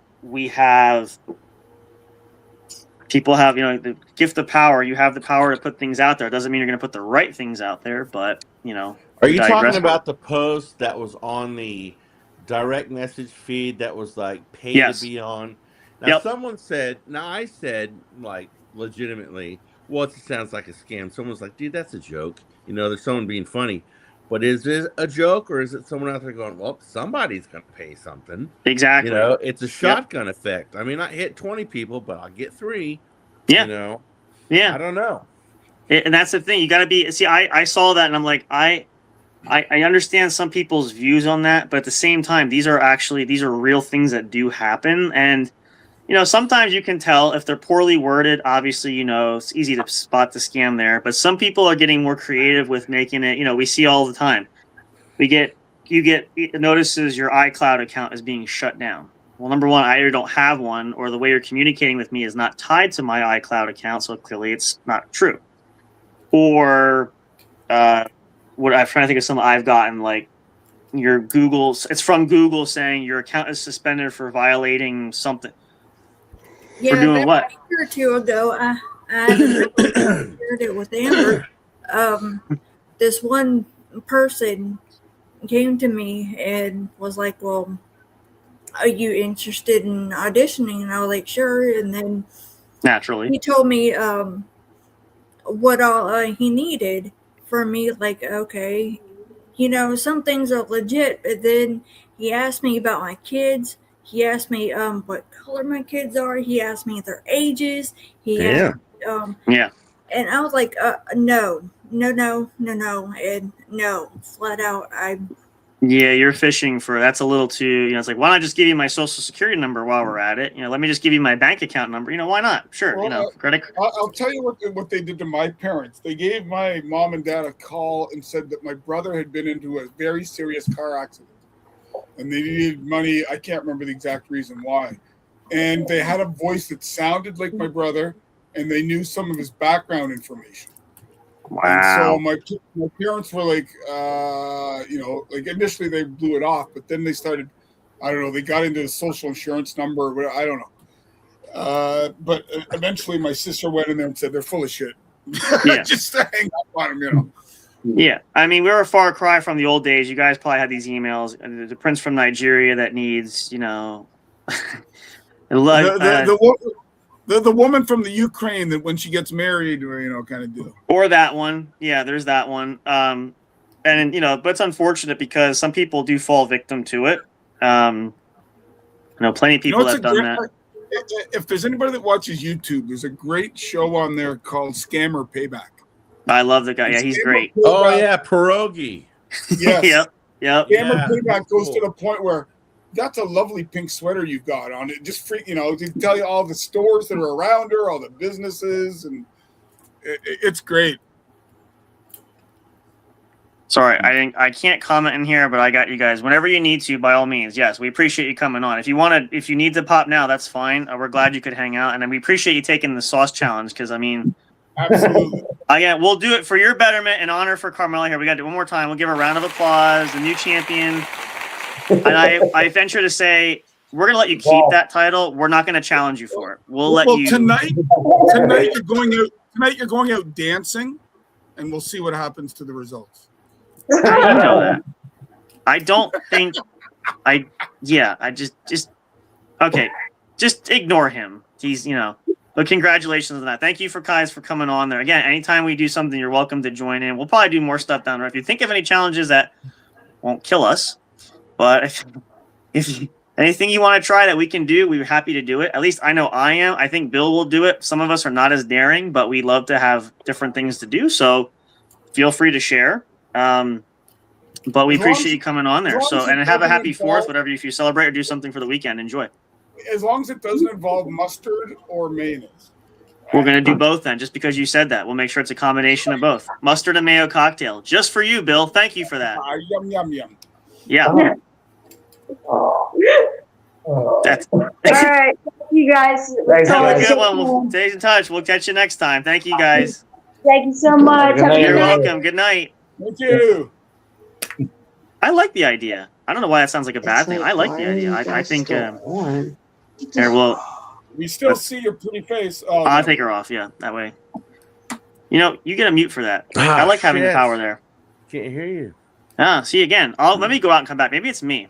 Hang on. Oh, I can't end that. I'll be right back.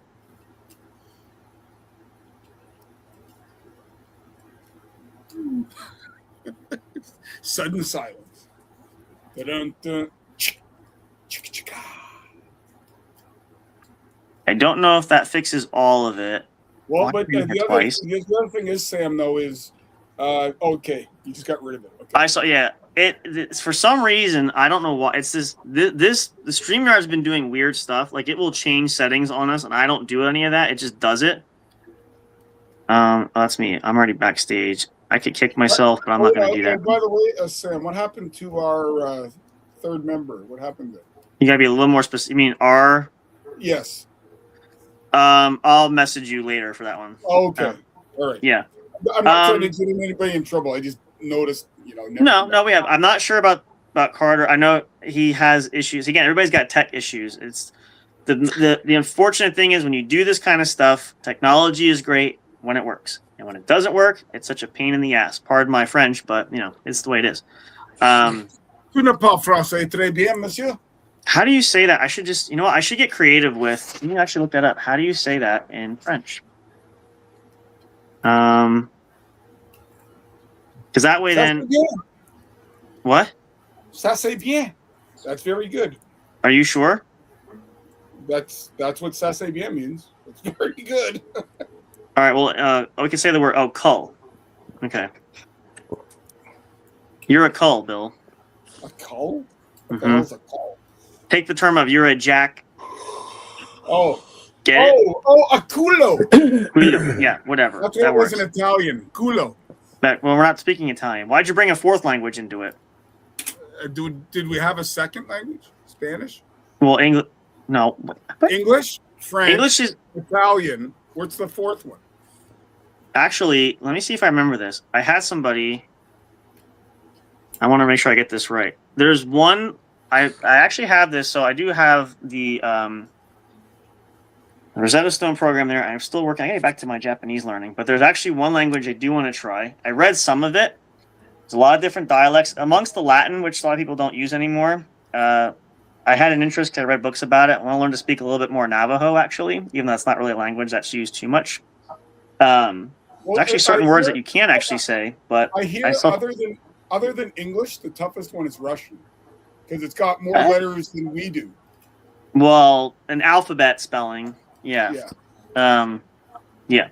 So that's just a fun little tidbit there. And I really wonder with like Chinese, like Mandarin or something, how long does it take kids to learn that? Because that's very complicated. Depends on the dialect, because there's different variations of it. You know, you got Mandarin. You have there's different provinces, obviously, in China. So Cantonese, whatever, Fujianese.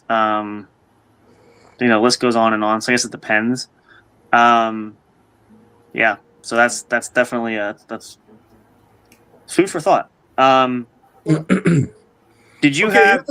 Here's a trivia question. Okay. What is the most common name in the world? In the world? In the world. The most common name worldwide.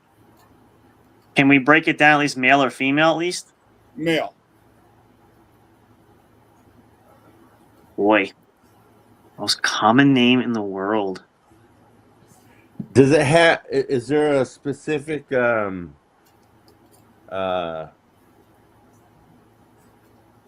ethnic group? That's a good question. Yeah. It is not an ethnic group. I wouldn't qualify that, but I would qualify it as saying it's based on a religion. Oh, Islam. I would say after the Prophet Muhammad. Muhammad is the most common name in the world. Yeah, okay, yeah, that makes sense. There you go. Yeah, all right. See, because there is no one Chinese religion, so you couldn't, like you would have thought maybe, but there's got to be one kid called Confucius somewhere. Oh, sure. Well, it's like the Blue Jays have an outfielder called Jesus. Well, that's a fairly common one too, and I'm assuming he's got Latino or Hispanic background, so that would make sense. Yeah. I mean,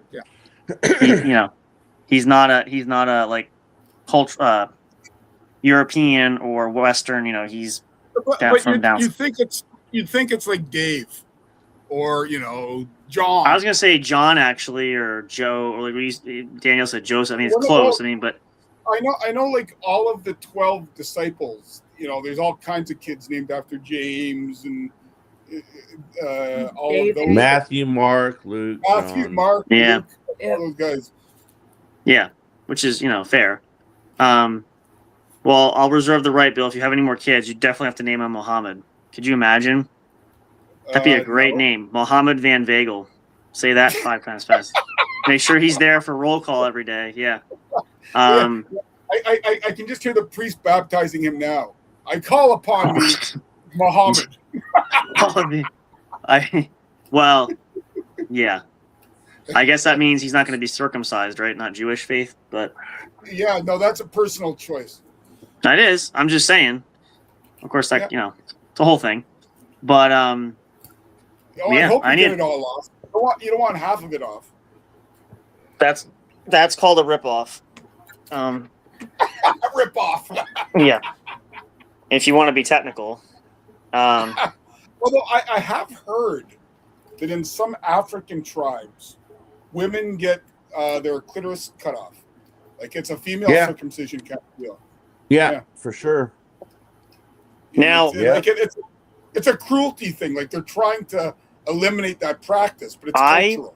I have a lot of questions about that, but it hurts me just thinking about it, even though I don't have the same part, but it just makes me hurt to think about it. There's a lot of things different cultures do for religious and or tribal practices, we'll say. Yep. I mean, I've always been curious about joining a cannibalistic tribe. I don't see how, apparently they eat their own kind sometimes. There's the one there's one island off of, I think it's like off New Zealand. It's out that way. And it's one of the last remaining cannibalistic tribes around. And if I'm not mistaken, isn't that the Zulu tribe? I believe that's what they try to like. I can't recall. But I'm almost positive, but the government that has them, I don't know if it's Vietnam or New Zealand or where, it's off the island. I feel like they're independent. I'm not sure. Well, they don't recognize their, most tribal whatever's left. And as of, I think they said like 1978, you're not allowed to go on the island. Well, yeah, I guess. There used to be one guy, I guess, that they trusted, and when he died, they didn't trust anybody. Well, if you remember the history, and some of you guys might remember that, a lot of times it was really rough to be an English missionary going to these tribal areas because obviously they prefer to eat you more so than talk to you. So what ended up happening, there was one guy that was a religious missionary, didn't get permission from the government or anything, just went up there. Yep. He made it to the beach, and that's as far as he got. And from the beach, he went right to the dinner table. So exactly. I think they threw his head out. They rolled his head out. No, they use everything. They reserve certain parts for certain things. They eat certain things. They drink certain things. So, and actually, one area of the world which is still not tapped well, probably some of the last real native tribes there. If you go down towards the Amazon, because obviously that's a trek that most people don't go in, at least not unless you're from there. But that's like one of the untapped areas that Yeah, there are still legitimate tribes there. Yeah, it's not so much. I mean, it's unfortunate. There's still Oh, you know what? This is actually a great question. I want to pose this, and this will be Bill's favorite because this brings sports into this. And I want to ask this question, and I don't know if I'm going to assume, I don't know, Glenn, if you're a sports fan at all. Sure. But since you're a little closer to it, you're familiar. I don't know if you're familiar with it, but there's this thing in the sports world with the whole native tribe thing, changing names for certain teams. Yeah. My question is specifically, I think there's a couple, like the whole issue with Washington, like going from Redskins to like from like the tribe standpoint. Does that seem offensive? I mean, they say it's offensive why they change it, but no. I mean, funny thing is, I started out sports reporting in the 90s.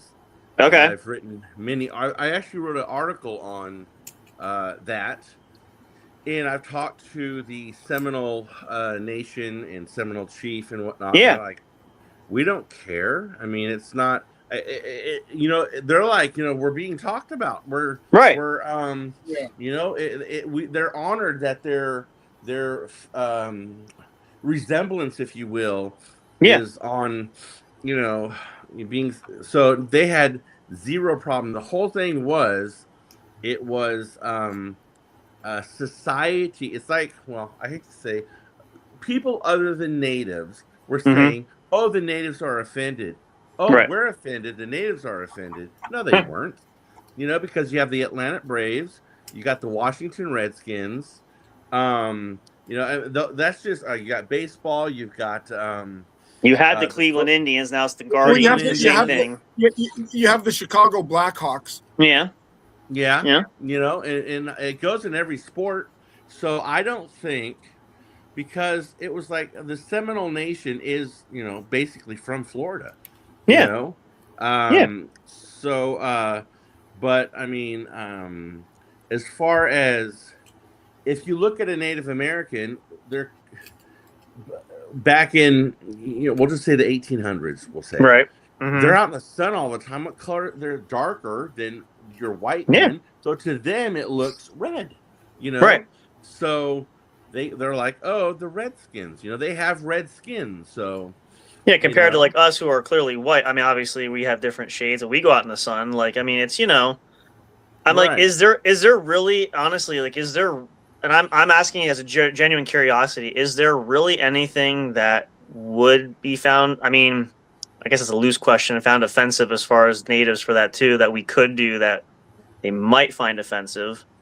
Well, I'll just say like the Cleveland Indians, like, well, that is a Indian. That's what they are. That's not a derogatory. That's what they are. You know. So, now, if they said maybe the Cleveland Scalpers, and they had some Indian holding up a scalp, that would probably be, even though they did that as a trophy in war, that was an act that they did. But I would say maybe that would be, pushing the Consider. envelope, or, It can make stuff sense. like that. I remember when who was it? St. John's University. St. John's used to be the Redmen, and they became the Red Storm. Like, is Red Storm any better? No, like, I mean, and the thing too is, like, you think of these teams, like, and I just argument, like, when they were the Redskins, who won the Super Bowl? The Washington Redskins, not the Commanders. They didn't win it. Right. Like the Blackhawks won the title. They should be honored for they won the Stanley Cup. Like, they are true champions. So it's not like they were inherently bad teams. These teams have historically championships to their name. I forget one of the teams. Might be the Blackhawks. I could be wrong. They went out and asked the local tribe or the statewide tribe. They went to local tribes, yeah. And they were like, we're fine. Like Green Bay Packers around Wisconsin. There's all kinds of natives, and it doesn't bother them one bit, this kind of stuff. But because, like, even like they said, like, is it Atlanta with the Braves when they do the chop? Like somebody said they want to do it that's that's offensive, and like I mean, oh my God, where does it stop? I mean, it's like that. That is so cool when you're in the stadium, and you've got, we'll just say for the sake of math, 30,000 people. In the 8th inning, you're down 1 run, the bases are loaded, people are like, oh, when you got all of that in stereo that just rises up. I mean, no, it's that. If you had a tribe's elders, would they be upset by that? Would they be offended by that? Would it make them go crazy, or would it just be part of the deal? Because that's the thing I question too. Like, it's not a slight at anything. If anything, it's a cultural, boost of paying respect in some cases. And what's ironic is, I say this, and again, it's not to stir controversy, but like, just for argument's sake, the Black Lives Movement, for example. Okay, I only say this because I've heard this before. Most of these movements that you see, and I don't know why this is a thing, it started by white folks that have nothing to do with it. Like, again, these tribal issues are started with white folk. What does that have to do with us anyway? I mean, we're trying. I think it's like you said, similarities that we're trying to lump ourselves with it. We are, a lot of us related to like the Native American tribes, but you're talking like you're speaking for them. Like, we can't speak for them. Yeah, we shouldn't be speaking for other people. No. But we try to do that. I don't know why people waste time. They try to butt in, like, because it's been around so long, and now all of a sudden it's this thing. Like, why is it a thing now? All these years, like, you didn't say anything years ago. If you go back like the 90s, even go back further, nothing was said way back when. All of a sudden, a new era comes, and it's, well, we can't have this team say that. We can't have them. I think they're going to petition. Was it Kansas City with the Chiefs there to take away the arrowhead from or the Atlanta Braves to change the tomahawk? Why? What's so offensive? Like, it's not. And if you go into entertainment, and if you think of like comedians like Dave Chappelle and whatnot, he's like, man, this isn't even fun anymore because Dave Chappelle does. He's a comedian. It's all jokes. Yeah. But he talks about he does bits about the LGBTQ. Yeah. He goes, I don't mind that, he goes, I'm afraid of the T's, they hate my guts. And he tells a joke and whatnot. It's all fun and games. It's like, laughter's the best medicine. And if you can't get up on stage and tell a joke and even let people know, hey, these are just jokes, I don't mean this. Right. I think it was a group of people, started by technology with social media. I'm offended. So if I'm offended, you need to be offended. Exactly. Yeah. Yeah. But again, I'm like, were the natives upset of the Cleveland Indians mascot Chief Wahoo? Would that have bothered anybody? They were more upset that they took the name away than they were for the name. Exactly. Okay. They were more upset about that. Because that's why I said too, I think when you take it away, at least now, again, this is my perception, I'm going to echoing that. Like, I think you would be more offended because, again, rich history of, we're trying to showcase, obviously, a historical group of people for that there. I think it's truly beyond. I think in some cases, some of the tribes are honored for that, as you said. It's like the, again, just for lack of a better argument, the Aunt Jemima argument, as for one example. Sure. They're taking that away. What was the other? Why? I mean, like, why? Because it's offensive. Like all these years later, now all of a sudden there's a I mean, again, I'm not saying that maybe it couldn't have had a connotation of some derogatory something along the line. But if she's been, what has that been around? 60 some years that company's been there. Oh, She's been there forever. Nobody said anything before. Now, oh, you know what the other change is? You guys are familiar with Uncle Ben's rice, right? The photo in the box. They're changing Uncle Ben to a white Uncle Ben because it's too offensive to have, you know, a African American. I'm not sure what the correct term, African American or black, you know, depiction. Well, I mean, well, Aunt Jemima, I know for a fact. I don't know how much older, but I know for a fact is over 100 years old. I think I'm more, yeah. I grew up with that. I grew up with that. Her, in '82, you know. Recipe. So. It was her idea. They paid her, and when they offered, "Hey, do you want to be?" I'll just say, just the spokesperson, or whatever. The spokesperson. They didn't care. They gave her compensation. It's kind of like Matthew McConaughey doing spokesperson for Lincoln. You know, right? I mean, they paid you. I mean, they're not making you do it. No. But why? Like, but why? It's been that way for so long. It floors me with the whole. All of a sudden now it's an issue. Well, you know what's funny is I fully expect them to change Chef Boyardee because it's anti-Italian, anti-fat. So something was talked about that. I forget what they said, but something. But like again, we have more problems to worry about. But you're nitpicking over names for certain things. You know, you're trying to. It's removing history from that. And I said this. I'll tell you one thing. Named a Cracker Barrel. Oh yeah, we got one of those here. I'm like, why? I'll tell you what's offensive is I'm prior military. Okay. So when I go and I see now if you think about it, every 32 seconds a former military or present military person kills himself by suicide. We talked about that. Yeah, it's a big.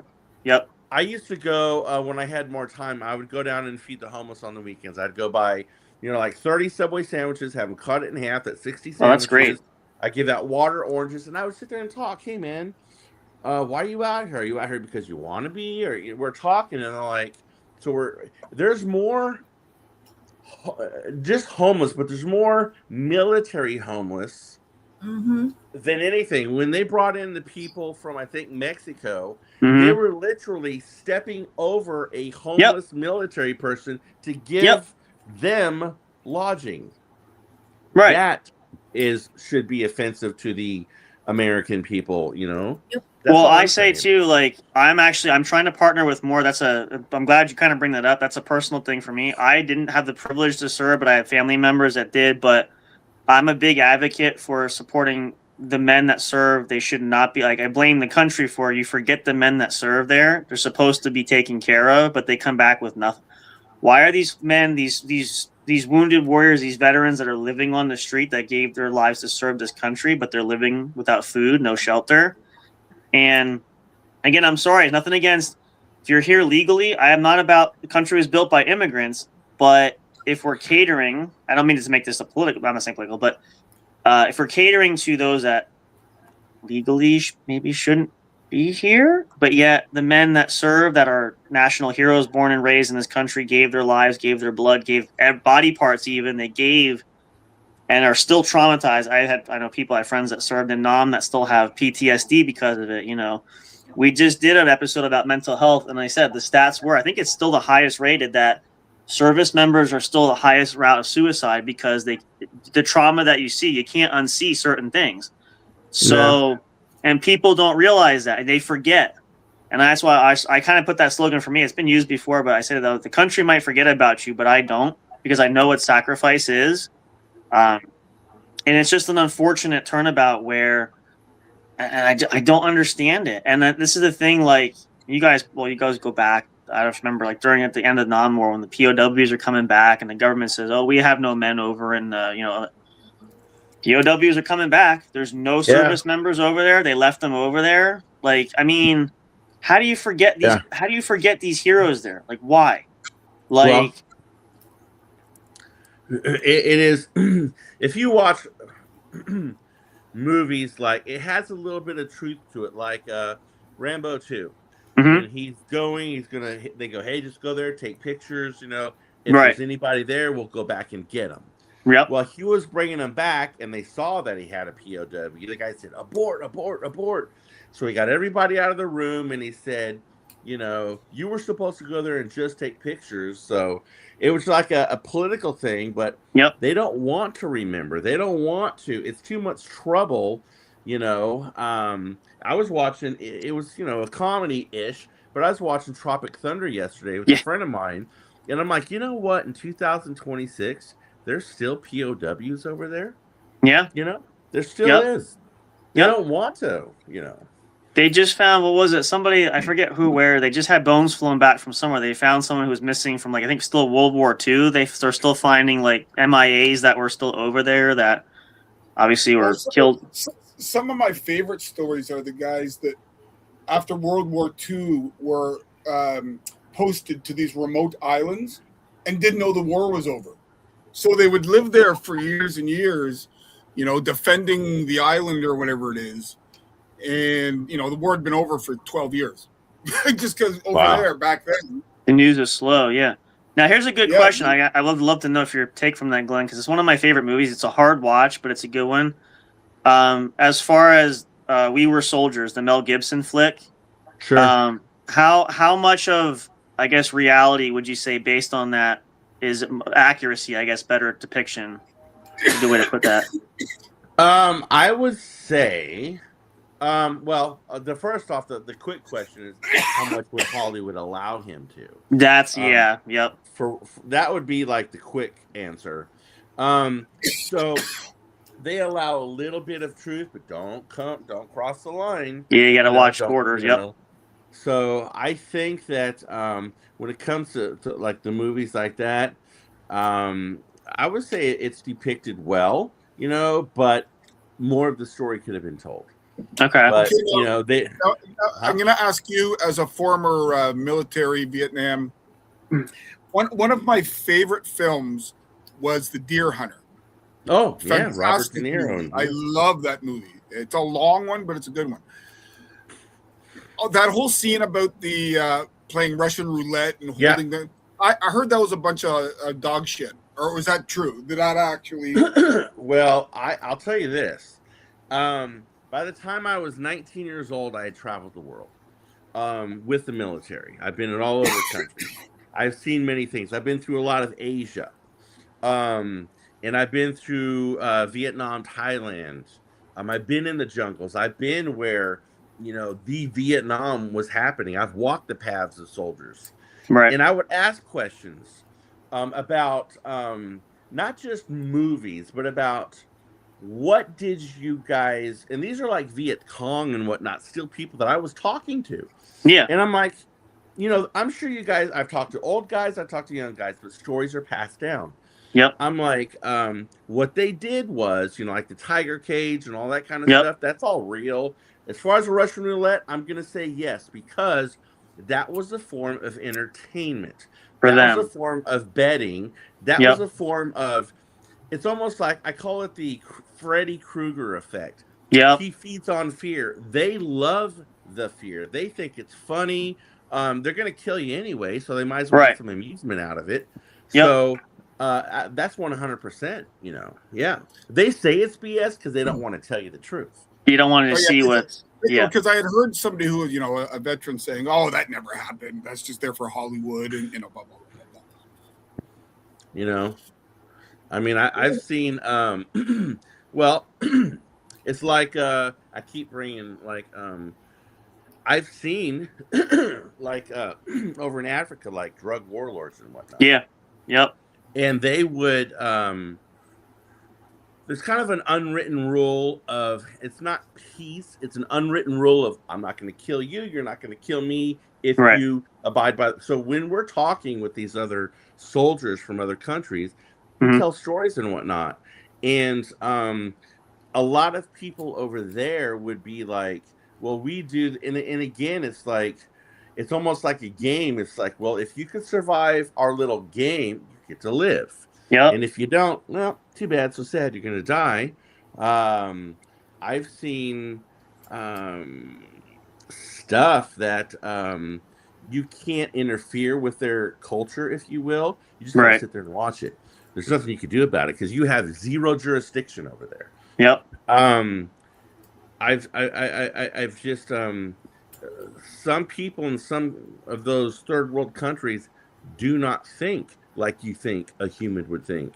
Right. They're taught. I mean, I remember talking. I was over in Bahrain in Abu Dhabi, and I was talking to an 8-year-old kid who had straight up hand grenades and M16 and whatnot, and his father was saying that, and I was like, well, what's the deal with this? He goes, well, we teach our kids from the time that they can understand our language that, you know, not just America, he said, there's other countries too, but sure. you know, they tell the kid, you know, they're going to come here, they're going to kill your mom, they're going to murder your sister, they're going to take you and try and this and that. So they put the fear in the kid. Then the kid starts hating from all the way up, and now that they're 18, and that's where, you know, terrorism and whatnot comes up because they're enculturated. You know, the thing about that I remember is, and there's two of the most, like, these are iconic moments, and again, you may be familiar with the films, you may have seen the films. The one is obviously American Sniper. The scene where Chris Kyle, when he's on the roof and the kid that's on the ground, he's protecting the Marines there, and he's going to pick up the rocket launcher. You know, he's like, please don't, please don't, please don't. You know, he's got him scoped. He's got him, like, because obviously that ties into, I can't think of the name. I always forget the name of it. The one with Samuel L. Jackson and Tommy Lee Jones, where they're in with the U.S. Embassy, and there's that whole international incident, and he's tried for killing this the civilians there. But it's justified because articles of warfare say if you pick up weapons, you're no longer civilians, you're considered enemy combatants. Yes. But just like those iconic scenes, like, and the thing I tell people, I love seeing that. I shouldn't say I love it, but like, just to understand, to try to put the grippingness of what it's trying to be as close as possible, because it's not all the fun and games and the Hollywood drama you see. Like, people don't realize the culture, the horrors of it. You know, you don't see, like, obviously, it's another movie I like, Born on the 4th of July, since it is 4th of July weekend. And I can't remember his name now. Somebody please correct me. I can't think of his name. Tom Cruise? Yeah, but no, the real life who he plays. Oh gosh, Ron. Is it Ron? It's Ron, right? I gotta look it up now. It's gonna drive me nuts. He was a veteran, and he became one of the biggest in the hippie movement. He actually turned and he boycotted the military, and he spoke out about his service. Let me see. I know he's from Massachusetts. Ron Kovic. Thank you. It's gonna drive me nuts. But again, the sequence of events where, you know, obviously, I think the story is somewhat true to reality. If I remember, I know he wrote a book about it. He became the greatest protester. He spoke out, you know, after he came back. He was wounded, injured, you know. But like the sequences of the friendly fire and, you know, killing his own men, you know, and the problem of being, like, you know, persecuted for that. Obviously, it's not a great thing, but in the line of duty, there, like, you're out in the battlefield, you know, bullets are flying, you can't see, you know, you're disoriented, you don't know what's going on. A lot of these accidental things happen. We could go the whole, again, just to pay homage to, not to say it's a bad thing, the Pat Tillman situation there, obviously. I was just thinking about that. You know, it's so, like, accidental things happen. It wasn't a person, you know, like, what was that one strike that was recently, years ago, the U.S. hit and killed enemies, but also the Russians were there too, and they got mad because they were there. Like, it was a friendly fire mixed with a hitting enemy target. Like, things happen, but the depiction, to see these in films, like, again, I find it's important. I love the history of it. I'm trying to help people understand, like, I love the Civil War is a big one for me. That's just a great period of history. It's the hardest part of a country here. But, like, the fun and game, you don't realize, I said this to people, obviously the joke is there's not a lot of Civil War veterans, right? It was such a brutal art of warfare that not many men survive, because that's, like, pure combat at its finest, close up. Right. And a lot of these boys are running away with sugar plums in their head. I'm going to be a soldier, play army and stuff. They join the ranks at 15, 16. But what happens? They start seeing bodies drop to the left and the right of them. This isn't fun anymore. You get out in the field. Right. You know, it's the first bullet you take. Maybe it's a headshot. You might get lucky if you die. Otherwise, you're laying out in the field bleeding to death, which is the ultimate, you know, death. Or it could be laying out in the frozen tundra, all that stuff. But when you see films, like, it's not the graphicness. It's just the realism. Like, for me, I'm curious I want to understand it. I want people, like, I want you to get the right depiction of it, not the Hollywood version of, oh, this is so wonderful, this is glamorous, this is, you know, Well, the you know what's things you funny don't see. is they gave a lot of crap to Lawrence Fishburne because when he did Apocalypse Now, he was 14. Mm-hmm. No, you're supposed to be 18 to work on that set. He was 14, but that would have been the reality of some of the people involved in the Vietnam War. Yeah. I mean, I remember, you probably don't know him, but there was an old Leaf goalie called Johnny Bauer that went on to play for years and years and years. Johnny Bauer joined the Canadian military at the age of 16. Like, can you imagine going to the theater of war at 16 years old? We'll go back further. I mean, like I said, Civil War era, they had the drummer boys. Usually you're about 10 to 12 years old when they started. But they were instructed, though, the officers would say, listen, you're just, well, technically they're only boys. They're not even barely old enough to shave. If fighting gets ferocious and we start losing bodies, your job is you start taking bullets coming at you, you throw down your instruments, you pick up a rifle just like the man next to you, because it's life or death situation of, like the old saying, you get caught in the foxhole. There's only so many options you have left because the enemy's not going to stop firing at you. So you can lay there and wait, or you fight your way out, or whatever it is. So, you just to understand the realism. And again, like you said, you got to push the envelope because Hollywood always kind of caps it, censorship for that reason. I still don't understand. I guess they want to bury the truth. I guess that's the best way to put it. What was the Vietnam movie with Michael J. Fox and Sean Penn? Was that Casualties of War? That one? Are you thinking of Platoon? Yeah, my dad was in the Vietnam War. That was Charlie Sheen and William Dafoe. Okay, that's right. There's so many, I get them mixed up there. I don't. No. I think it was Casualties of War. It could have been. I remember that one being really good. The other big one that nobody's mentioned is the Thin Red Line. Thin Red Line was a pretty good one. Yeah. Anyways, when you say Casualties of War, there is a one of the books that they when you're in certain schooling that they make you read is called The Art of War. It's an old. I love that book. It's one of my favorites. Kurosawa. And but it's called Collateral Damage. And what you do is you engage, and you're like, okay, how many people are going to die that aren't military? What's the less amount of people that we can have with collateral damage? Yep. And then what's the greater? Do we take care of this to save tens of thousands and we're going to have casualties of war, or do we just not do anything? So they just make decisions on, well, it is what it is, Yeah. Wrong place, wrong time. Sorry. But yeah, of course they don't want to say that, but no. It's just like, if you're, what do you do when you have when you're over in, say, the Middle East and you've got, a 12-year-old kid walking your way and they've got strapped full of stuff. You're telling them to stop. They won't stop. You know what's going to happen. So you got to make a decision. What do you do? Yep. Well, And that's the sad part. Like I said, and I say this too, I think I honestly, soldiers are going to do their duty. I pay huge respect to the men that served in Vietnam, because obviously soldiers go where they're told to. They follow orders. That's just how know. Because the thing that bothers me, and you guys, you've seen that when they're coming back being pelted with food and stuff, the baby killer, the whole thing. Yep. Yeah. Why are you blaming the men? You blame the government sent them there. They follow orders. It's not, they don't want to go, but soldiers believe in duty and honor and commitment and all that stuff. Like, they're going to go where they're told to go. But so why do you blame them? Yes, they held the rifles, but somebody else calls those shots, right? I mean, that's why I always say it's called, when stuff like that happens, it's called shit rolls downhill. Yeah. It starts at the top. Well, they're not going to take the blame. They don't want the blame, yeah. And it goes down. So when it comes to the soldier, if you will, yep. Shit rolls downhill. You guys are the one that's gonna, and it's exactly right. If you in war, if you do not obey a direct order, that is considered basically treason, if you will, and they will shoot you. They'll shoot you.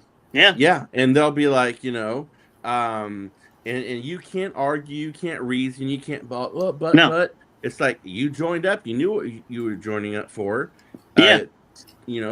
Do the perfect order, perfect example. I love this movie. I just watched, obviously, A Few Good Men is legendary for that, the big scene there with, And the thing is, I had to explain this because I was watching this with friends one time in the whole court case, and obviously they were found not guilty of murdering Private Santiago, but they were still kicked out of the Corps. Sure. Well, why? Because the jury of their peers, fellow Marines, they were unbecoming. Their actions, even though they were found not guilty of the murder, their conduct was unbecoming of a United States Marine. They're a disgrace to the uniform. It's like that fraternity. They're being dishonorably discharged because there's still consequence of you followed the orders, yes, but you knew it was wrong. And they say, I guess I remember, it has been a while since I read it, but in certain cases, your soldiers, if an order is, what's the term? Not abuse of power, but if it's beyond reason and like they have certain circumstances, they're you have to question that if it seems ridiculous in manner of speaking. There's certain stipulations to those rules, but they follow the actions of you still chose to do this. You were trying to be good soldiers, you're trying to follow the orders, but it still cost you because you were doing your duty was unbecoming of representing the uniform. So there's like there's so many logistics to it that they have that, especially on like ships and submarines. If a captain goes to a certain point of what you're just talking about, there is within the military code of justice, you can relieve the captain of his duties because he's just that you're stepping over the line, and so that is 100% accurate that you can do that as an enlisted person. You don't have to be a fellow officer to do that. So it's kind of like the old days. You remember back in the days, obviously it was a different time than different countries, but the whole mutiny effect, like if obviously they cleaned it up, it's different in a military, but the olden days on ships, they overthrow the captain because it's abuse of power and the crew gets tired of, similar context. But, and that's why I said there's such rules in place for a reason. Obviously it's to protect everybody, but but they don't tell these stories. You don't see you don't, and people don't ask the question. Like I always say, first of all, I want to say, you mentioned that, thank you for your service. I always like to thank men that do that. I fully support 100%. We wouldn't be where we are without fine gentlemen like yourself that have given to this country. And I'm happy. I get to see my job. I see a lot of veterans shop today. I get to talk to them. If I see they wear a hat or something, I go out of my way. I had a guy, he's like kind of surprised. I'm like, well, I want to thank you. He goes, well, thank you. Don't thank me. I didn't do what you did. I'm here because of, you. So I want to recognize and respect you. I have a whole respect for what you did, and sometimes they'll share a bit, but when you think about it, and I said this one guy. I said one time, he kind of like, "I'm very thankful for what you did." He goes, "Oh, it wasn't a big deal." It is a big deal. Like it really is. I mean, I know for some men, it's like, I just did what I had to do. I put my time in, but you really served a purpose, and I'm like, I'm genuinely thanking you because I really do appreciate. And I was very thankful. I loved studying the history of the military growing up. That was just, and again, I have family and a lot of branches. I learned that. That's like Jen's dad was a communications officer in World War II. He was in Africa. What do y'all think about the draft? Like, about coming back? They're talking about bringing that back. No, the draft. Like when you get drafted in general, like to make you do it. Yeah, because my dad was drafted in the Vietnam. Well, that was their form of doing it because no one was going to join. They're like, fuck that, I'm not joining. We'll be honest. Like, who's going to, Yeah, they're going to like, well, we're going to do a draft. And that was their way of forcing you. But let me tell you something about that. When I was in boot camp, and I've done boot camp twice for two different military segments, one Army, one Navy. And when I was in boot camp, of course, everyone's talking and in downtime. They still do it today, but back then when criminals, I had many criminals in my company, and they would say, well, I had a choice of going to prison or I had a choice of going to the military, and I'm here, Yeah. So, and half our platoon was criminals of all sorts, even attempted murderers. Absolutely. Yeah. But the draft, to answer your question, that was just a way of making you do it because no one was going to do it. They weren't going to, no. That's like saying you're going to go over and you're going to die. So who's going to, let me just sign up right now, my own free volition. There would have been a certain percentage of people who feel it's a patriotic duty to do it. Sure, absolutely. Some do, yeah, I'm sure that's absolutely. But the faction's still smaller than most, though, I would think, and that even still with that. Right. Yeah. Well, it's like if I was watching the other day with my son, Pirates of the Caribbean, and when Jack Sparrow was like, "I call parlay," and and I was telling my son, I'm like, "Hey, even way back then, I said they bring that in today's society. What that basically means is you want to call a peaceful meeting with the enemy, if you will." And that is the rules of engagement to where they're not going to do anything to you. Right. Because that is, again, an unwritten rule of respect on both sides, no matter where you're from. Now, my general question, I'm curious, and feel free not to have to answer. I love, like I said, this is one of the things I love to talk about. What was the highest rank you achieved, Glenn, when you were in service? Oh, I went in to service as an enlisted. Okay. And then when my time was up, I stayed in as a reserve. Okay. And I went to college, got my degree, and then I became a lieutenant. Okay. So, First or second? First or second lieutenant? First. First? Okay. Yeah. That's cool. So yeah, I started at the bottom, and I work your way up. Yeah. I honestly, I was. Did having your degree help you rise at all? As far as rank wise? Yeah. Yeah. Well, the thing about rank wise is what they do is, yes, it does. It is a technical thing, but to get, like, say, if you want to go to, from warrant officer to chief petty officer or whatever, there is steps, if you will, and even with officers, you got to take a test, and that test, no matter what you do or what you have done, if you don't pass their written test, if you will, you don't get the other rank. It doesn't matter if you've served 10 years. That one thing I don't agree with. I think being promoted should be on merit, things that merit you've done. basis. Not because some people. I was with this guy. He never made it past captain, and his name he was Captain Stiggers. He was an African American dude, and he had test anxiety. Okay. So he's like, dude, when it comes to writing shit down, he goes, I just go, I can't. I go blank. The one thing I'll say about it though is, based on merit is subjective. A test is objective. You get it, you get it. You don't, you don't. Right. So that can't be the basis. If you prove it in the field, if you prove what they're testing you on, you just got done proving it in an actual scenario, then they should see, oh, he knows it. He did it. He just did it, because back when, way back when military started in the 1700s, they didn't have a written test. I mean, you were promoted by, different. Okay, the higher, I will say this, the higher, the most difficult is the Marines. Right. And then you have the Army, then you have the Navy, and then the most lax, which I don't know why they do it, but they make Coast Guard, Air Force. Oh, Air Force. Okay. Well, yeah, definitely the Coast Guard. But when it comes to boot camp, Air Force has it like it's like a summer camp. So is the Coast Guard considered military?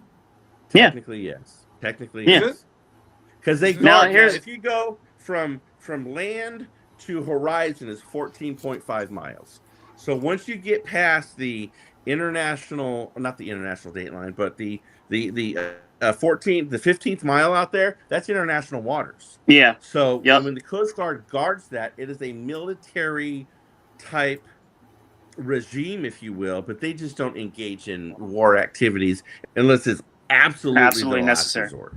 It's funny, and you mentioned this. I want to bring this up because you said this, and this is also one of my favorite films for this reason, and I'm sure you're probably familiar with it. But we're talking about what makes a good officer. Sometimes the lowers know more. It's the knowledge thing, like who gets promoted by what. Heartbreak Ridge with Clint Eastwood. Oh, Clint Eastwood, yeah. My favorite there, obviously the major there is he's a pencil pusher. He's no field experience. He didn't. Gunny Highway's been there. He was in Nam, and he's 20-some years in the Corps. They're trying to force him out. Blah blah blah. In the sequence when they do the war games, and obviously he's like, what is this shit? We're not going to be dummies just to be taken out. He goes, well, we're not. the CO said we're supposed to be his. I'm not giving him the victory. I didn't join the military for that reason. You know, Right. he's like, but he goes at the end when he meets his old commander from when they were in Nam. He goes, "Do I know you?" He goes, "Yeah." Why? He goes, "I'm in Nam." He goes, "Well, I'd like to hear what he has to say." He goes past the major. He goes, "Yeah, but sir," I goes, "Yeah, but I know the gunny sergeant. He and I we did service together." And I'm looking at it from field experience because the major's like, "Oh yeah, I trust the system." And he goes, "What do you think, Gunny?" He goes, "I think this is shit. If I'm gonna be, sir, with all due respect, sir, But I like the whole he sees. I mean, he might not raise higher than that, but he's seasoned because he's like, "Listen, I've been there before. You're wiping your nose on your mother's, So, but it's just a nice depiction with seeing like the realities of it. And I love Clint Eastwood. I think he's a great actor. Are you going to tell me that Stripes wasn't realistic? You mean? You're kidding, right? Are you talking like with Bill Murray and John Candy? I'm kidding. Yes, I'm kidding. Yes. Yeah, I will say one thing. I witnessed. I was being transported from Hawaii to the Philippines. It was 2 weeks. I was on a DDG-24 guided missile destroyer, the smallest ship in the Navy, and I was just being transported. I didn't have to do shit. I just chilled out, whatever. I was basically. I asked if I could learn helm, which is how to steer the ship. You had to keep the needle in this. It fascinated me. I'm like, hey, can you guys teach me what's up? So I was on the bridge one night. It's probably around midnight or so, and there was a conversation off between an officer, an older officer and younger officer, and they have a list on the wall and that they could put stuff on, and there was a red line. So if you're lost at sea, they put a red line on there, and it is just kind of a lost at sea kind of thing. There was some insubordinate activities going on, and without threatening, the person threatens, and they give the story about how you can be lost at sea, and and they looked at him, put the hand on the shoulder. I will never forget this, and they were like, "You don't want to be lost at sea, do you?" They were saying something without saying it, but the other person knew exactly what was being said. And I was like, "Oh shit!" I didn't say nothing, but I remember that like it was yesterday. I remember everything about it. So there's stuff that goes on that even though you might be a high-ranking officer, some people just have egos. I am like say a lieutenant. People fucking enlisted men, excuse my language, hate them. I know. Hate them I've heard. Just because you go to college, like a lot of lieutenants come in from college with zero military experience. Yep, those are the ones. Yeah. Yes, pure book knowledge. They haven't been in the field. They haven't done anything. Right. Yep. Yeah, those are the ones that are disdained. Yep, and I get it. Like this is the thing. Like that's why I love. That's the whole point. Like you can tell the vibe from the Heartbreak Ridge when he first comes in, and he's like, and I love Clint Eastwood's demeanor because you can tell. Like, and he's poking shots. I don't like officers. I just don't like. They know everything. Yeah. And, you haven't been there, and he's trying so hard to be respectful. Obviously, because he's highly outranked. Because huge difference from a gunnery sergeant to a major is a pretty big gap, but he's pretty much telling him without telling him directly, like, I don't like you. And I rely on my experience and then of course he's flaunting, goes, well, I'm a higher rank. And he goes, listen, I did 2 tours. I think he did 2 tours in Nam or something. He tells the story. He's like, before you start flaunting your little oak leaf on your shoulder. And yes, I only have my stripes here, but I was in the field. I earned these, blood. And you talk about easy ways to get promoted too. Sometimes is obviously battlefield promotion. Someone dies. The next man's got to move up. But just the dialogue, it's like, and you could just feel like the realism, and it's like even the stare-offs when they're standing there. Like I forget, there's one line somewhere in there where he kind of calls him like an asshole some way, but in a very smart way. And he's like, with all due respect, sir, you're an a-hole, but still with. It's like a play on words. As long as you give the respect, you can say what you want to say without directly saying it. Yeah. But the thing is, you just said it. As long as you end it with "sir," that's all they hear. They hear the respect. They're like, well, they may not like this, but they still respect me.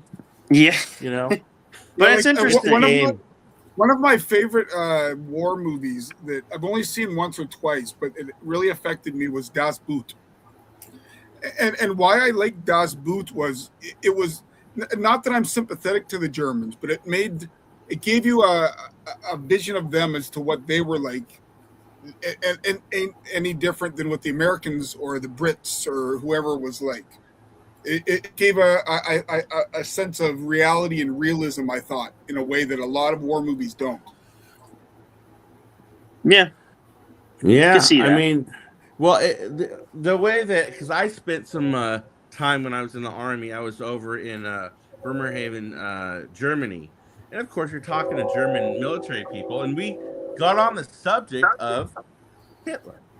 And we were at a pub, and I don't know who brought it up, but they ultimately throughout the night, there was an older gentleman there, and he was telling stories and whatnot. Well, Hitler kind of like, he ruled by fear. If you didn't do what he said, he'll kill you, or have you killed. Something will happen to you. So a lot of the soldiers, especially the enlisted young guys, they served out of fear. You know, because if they did anything against the Fuhrer, they're gonna die, or their family's gonna die. No question. Yep. So yeah, I mean, the Russians do that. You know, a lot of the Koreans, the Chinese. I mean, their military is a total different beast. Different beast. You know, and I've trained with military people from around the world, and I've just seen the way that they're being talked to, the way they act. Some of them are just like boom, black and white. And I would say 100% the most respectful military force is the English Army, English Navy, English Air Force. The English, holy shit. They are the most respect. They do it for the queen, now the king, but they do it. They fight for the queen. They get along with each other. I've never seen them argue. I'm like, what is wrong with you guys? And they were like, what's wrong with you guys? You know, you're right. And, well, Sam, what I was thinking is, I mean, I hate winding it up, but I'd love to finish with some 4th of July trivia.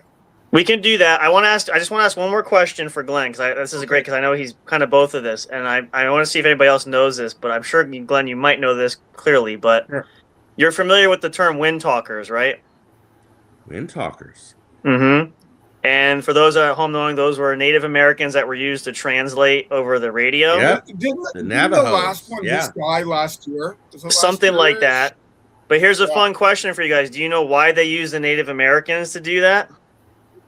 Yeah, because no one knew the language. Exactly. No one knew the language. No other country in the world, they never heard of Native Americans. Some of them, and so they would unbreakable code. Unbreakable code. Yep. Yeah. And unfortunately, they tried. Go ahead. Sorry. Go ahead. I was just going to say. They tried the other thing is history. The native language. He does that. The native language. Some words mean 5 different things. Right. So it would even mess up, even if they knew the language. Sure. It's not necessarily a sure thing. But the problem was the Native Americans that were there were trained. They could speak German, Japanese. They knew the Axis powers there, but none of the Germans, Japanese, they couldn't understand the Navajo language. No matter how hard they tried to crack the code, they couldn't do it. Yeah. So I always love that. That's a great movie too, but that was another good one. But it was just unique because you see the little things you don't realize, and it's just great to show the appreciation for that too, because obviously it worked. There's so many great sequences where the native men that spoke that were able to break a lot of codes from the Germans, from the Nazis, and from Japan. But every time they spoke to the Americans, it was in Navajo, and they're like, the hell are they talking? They just could not figure out the code. Exactly. Yeah. So I just want to point that out. But yes, Bill, we can do some trivia. That's one of our favorite games. We can crown another champion actually tonight. We give Carmelo the honor of being the hot sauce champion. But we do have. Depending on which game are we talking? Are we talking general trivia? This one is 4th of July trivia, multiple choice, A, B, C, D, and pick the right one. Okay, and then of course, whoever has the most. How many questions are we looking at? Just off the cuff, we'll pick a number. Like I've got 35, but we can do 10. Woo. I don't care. We can. Well, let's go through. We'll see. Whoever's the highest score, we'll crown the champion. We'll do that, and then we'll let the guests go first. I guess we'll let ladies go first. So.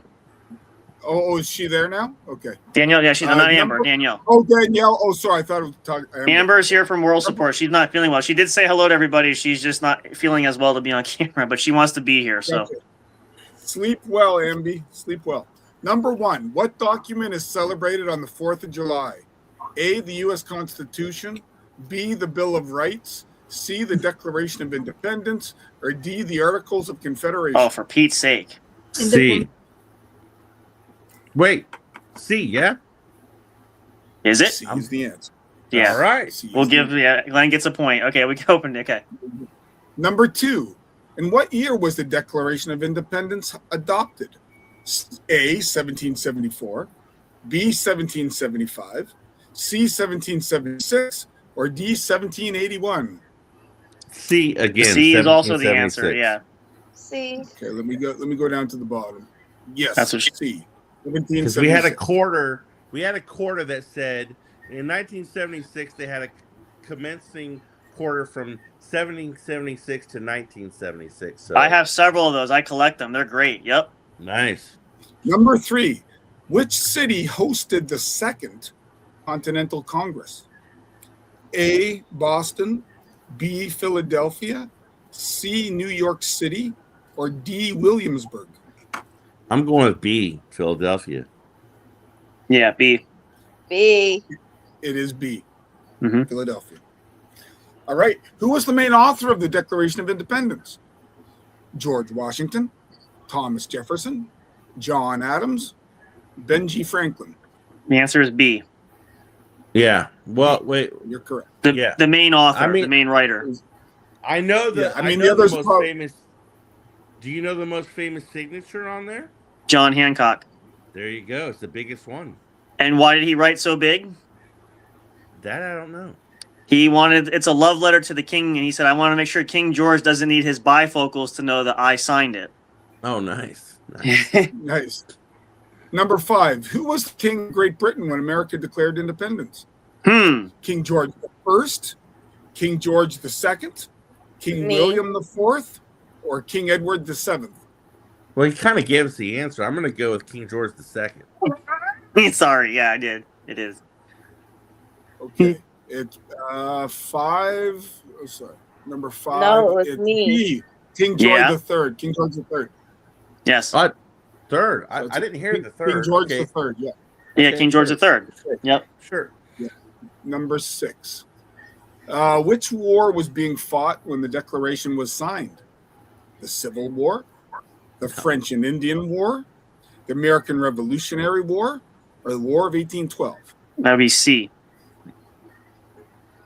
The Indian, because the first one was in the, I think 2 out of the 4 was in the 1800s. So it kind of.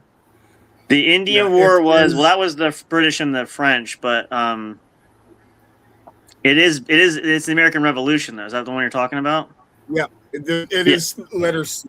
That is correct. Because the document started. I know where Glenn's coming from, but that actually the war with the native tribe, that was the British and the French right before the American Revolution, which is why the native tribes actually chose sides during the Revolution.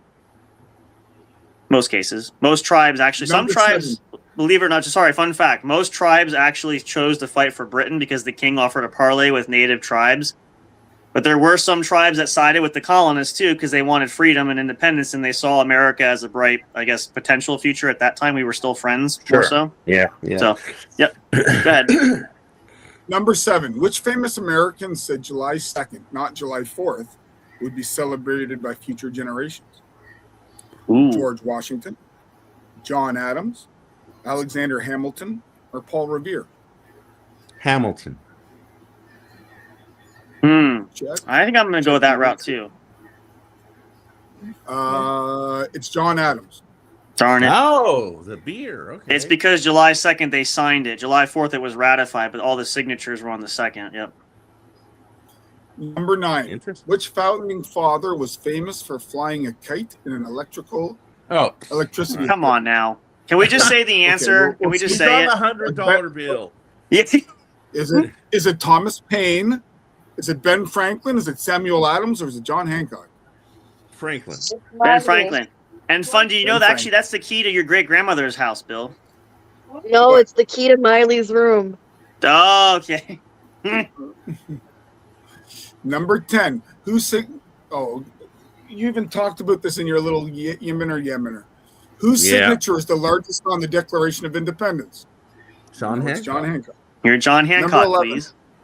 What were American colonists who supported independence often called? Oh, that's Loyalists, easy. Patriots, Redcoats, Tories. What was the first one? Loyalists. So, Loyalists, Patriots, Redcoats, or Tories? Oh, I'd go with Loyalists too. See, I feel like that's a trick question because some of them are called Tories too. Wasn't it Redcoat? No, Redcoats are the British soldiers. Yeah. Patriots. Where what? Patriots. Really? Is that where the Boston football team gets their name? The New England Patriots? Maybe. Could be. I would imagine so, or at least have some sort of influence on it for sure. Yeah. Number 12. What were colonists who remained loyal to Britain often called? Okay. Patriots, rebels, loyalists, or Minutemen? C. I'm going to go with Loyalists. Loyalists. 12. Yes, C. Royalists. Loyalist. Yep. Sweet. Number 13. What nickname was commonly used for British soldiers? Blue coats, red coats, green coats, Iron Men. Fun fact. Redcoats. Yep, they're also known as lobsterbacks too. That's true. That's Yep. pretty cool. Number 14. Which military leader became the commander-in-chief of the Continental Army? Oh, come on.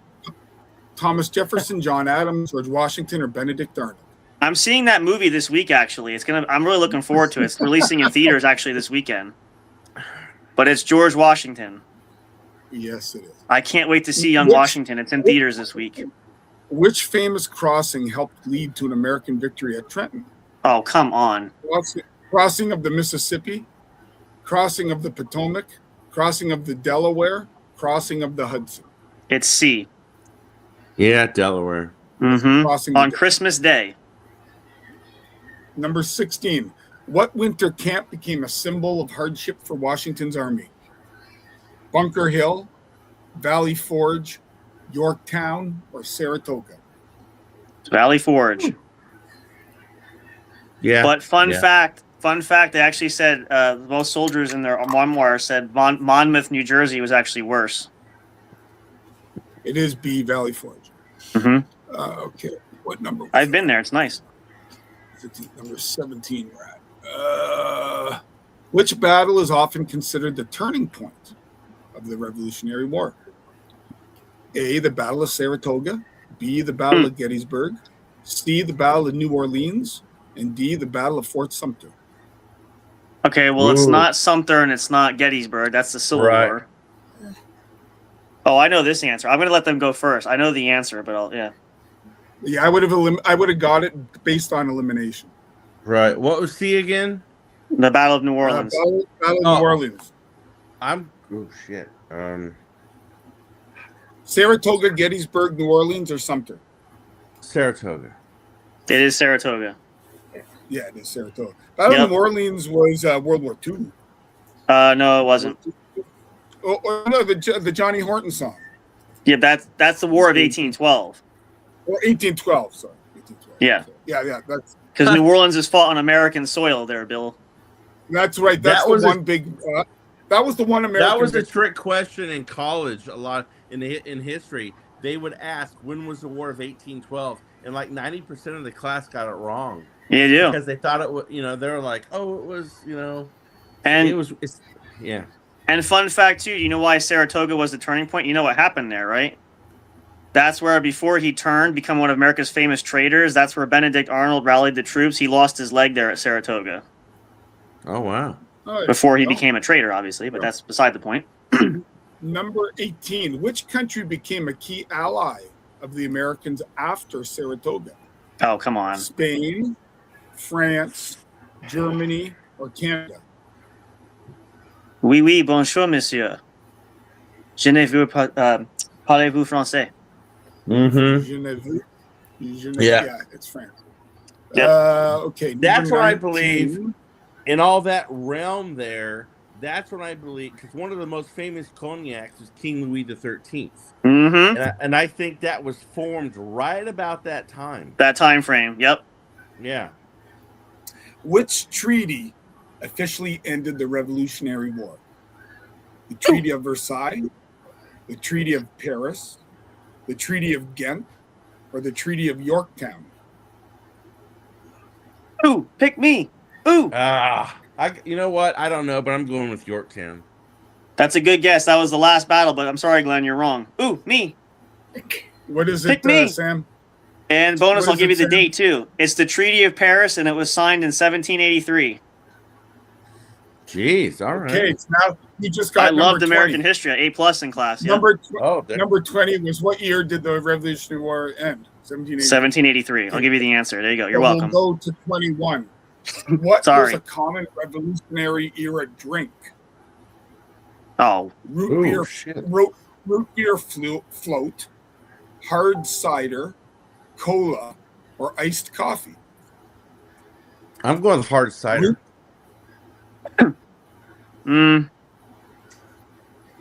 Yeah, I would go with that. That just doesn't make much sense with anything else, but yeah, it is hard cider. They like their booze. Did you ever have gunpowder tea? Gunpowder. You know, what? they did. Soldiers would take their cartridges, they dump the powder and make tea out of the gunpowder and drink it. Very interesting. Yep. I would consider, because the reason why I thought about hard cider is because the fruit sitting around, it's fermented. Yep. And it ferments pretty quickly and pretty easily. So hard cider, you know. Hard cider. Okay. 22. Yeah. Which food would have been common in colonial America? Cornbread, pizza rolls, nachos, or French fries? Gee, based on that, cornbread. Cornbread. Most soldiers would carry it in their haversack. Yeah, cornbread. Yeah. There we go. Number 23. What type of meat was commonly preserved with salt during the Revolutionary era? Beef or pork?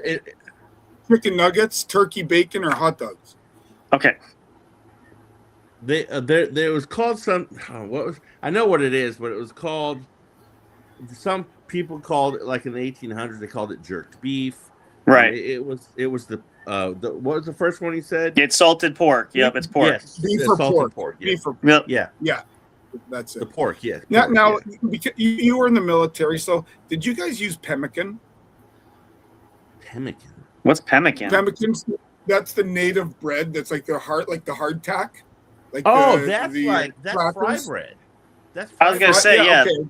They don't call it that. Usually hardtack is usually the more common. Yeah. Okay, because pemmican is what they call the natives up here. But well, that's Canada though. Yeah. Well, I just thought it was a universal. Nope. Okay. Well, whichever. Yeah, fry bread was one of the easiest things to make. Yep. Was it? Yeah, it had like 3 ingredients, didn't it? Like water, butter, and flour, or whatever. Basically. 24. Which modern 4th of July food would not have been common in 1776? Apple pie, cornbread, hot dogs and buns, roasted meat. Hot dogs and buns. Yeah, well, yeah. And that's because they weren't even invented. Not that time. Yeah, no. Did they have bologna back then? Yeah. It wasn't cheap though. It wasn't expensive meats to get. You know, you had a budget. What do they call that? It's in like when I first went to Louisiana. It was like in all kinds of gas stations. It was like it wasn't technically bologna, but it was something that you ate with crackers. But it was like a combination. Oh yeah, I can't. I know. I can't think of it either. What? Spam? No, that's not spam. I can't think of. It's gonna drive me nuts. I know what you mean. Yeah, but it's like all over. Like even at a general gas station. Boom. And I tried it, and it was delicious. It actually is. People say, it's not as bad until you try it. Yeah. Yeah. So like a pate?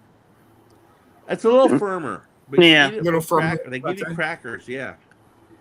Okay. Which dessert is strongly associated with American culture and 4th of July celebrations? Apple pie, tiramisu, baklava, or creme brulee? Apple pie. Well, they say it's as simple as apple pie. So. Well, I don't know, but have you ever heard about how good baklava is?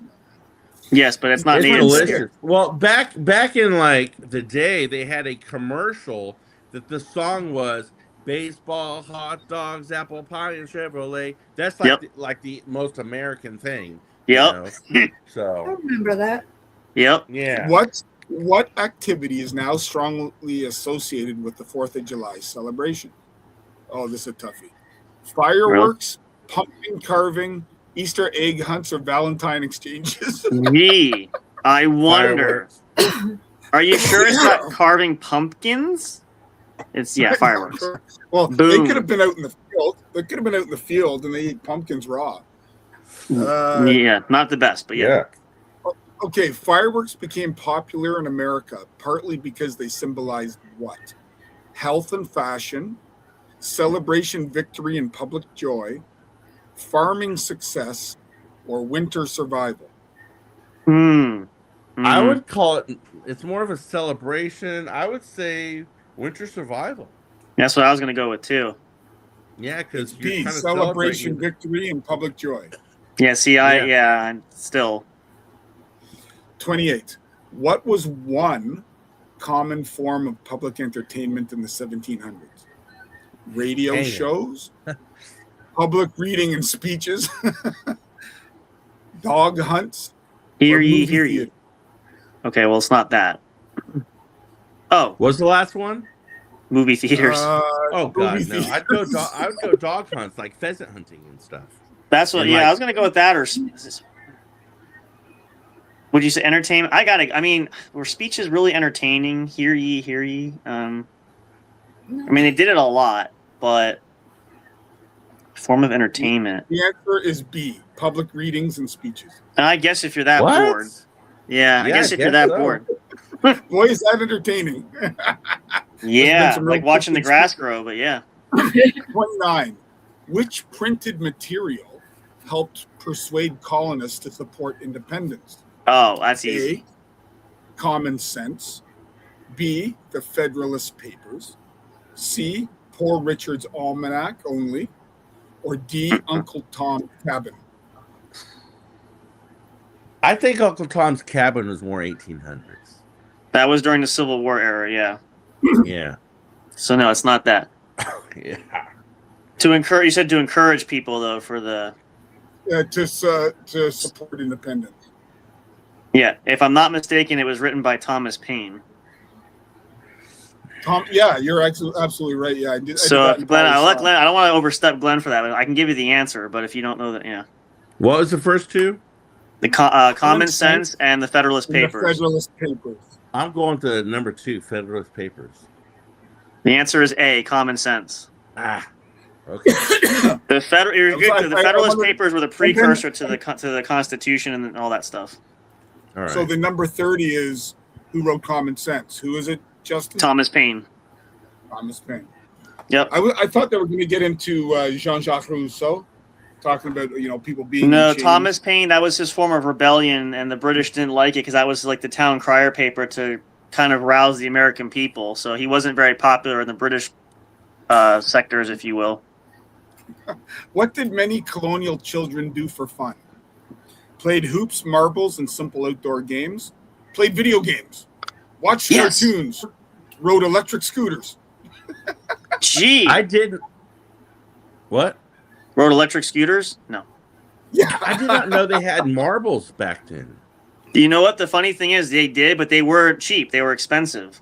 So they're made of because they're made of glass. So like they had to save up a lot of allowance to buy them. Yep. Well, I figured it was eyeballs. Wow. Well, they're glass. I'm thinking about glass was a harder material, so it was harder to come by. Like not like some people use wooden marbles, like they could make, but sure wouldn't last that long. It's though simple games and hoops and hoop with a stick and yep. What kind of music might people have heard during Revolutionary era gatherings? Fife and drum music, jazz, rock and roll, or hip hop? G. No, but what's our music called? Hip hop? You know, like hippity hop? Mm-hmm. Well, I would go, obviously, what was the first one you said? It's fife and drum. That's the first one, yeah. Yeah. But, I mean, theoretically, a form of jazz could have been there. Like, that's one of the earliest forms, right? 33. Which woman is traditionally credited with making an early American flag, though historians debate the details? Abigail Adams, Betsy Ross, Martha Washington, or Dolly Madison? It's Betsy Ross, yep. Dolly Madison's a good snack, though. Yeah. 34. Which founding father later became the third president of the United States? I'm not come giving you a choice. I know the answer. Anybody? Ben Franklin, Thomas Jefferson, John Hancock, or Samuel Adams? Yeah, the J dude. Number $20 bill. Thomas Jefferson is correct. Yeah. Last one. And actually, Andrew Jackson's on the $20 bill. Oh shit! Which? Oh my god! Thomas Jefferson's on the nickel and the $2 bill. This is the last question, and it's the trickiest. Okay. Which two former presidents both died on the 4th of July, 1826? Oh. 50th anniversary of independence. Yeah. Yep. Is it George Washington and James Madison? Is it John Adams and Thomas Jefferson? Is it Abe Lincoln and Andrew Johnson? Or is it James Monroe and John Quincy Adams? I know this answer, but I'll wait. I'll let the guest go first. Well, I know Lincoln died in the theater. I don't think they had the 4th of July while he was watching the theater because he could be off doing something else for celebration. Yep. He died April 15th, 1865. So that's right. Yeah, okay. Correct. I've been to the theater. Not Ford's Theater, you haven't. I guess not that one, no. Yeah. No, I think I have. Whereabouts is Ford's Theater? Is that no? He was in Washington right after that. It's in this. Yeah. Is it Baltimore? Well, it might be Baltimore. Yeah, it's right across the border. Because I've been to Baltimore, and I'm pretty sure they have the one place where he was that's all cordoned off. So give them the other names just to help again. So it's not Lincoln in that. So give George Washington and James Madison. John Washington Adams or Madison. And Abe Lincoln and Andrew Johnson. It's not James that one. Monroe and John Adams. Oh my gosh, I'm gonna have to go with D. It's not D. Well, then B. What do you say? Well, let's see, Danielle. Do you have a guess? I'm thinking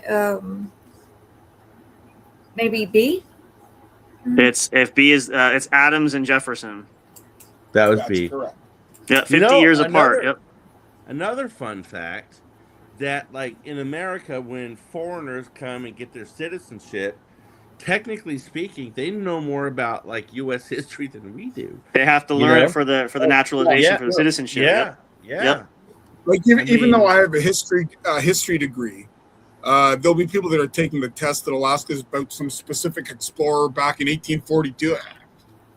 You know, see, I was one of those kids. I was the nerd. I loved American history, especially if you can't tell. Like, I don't know.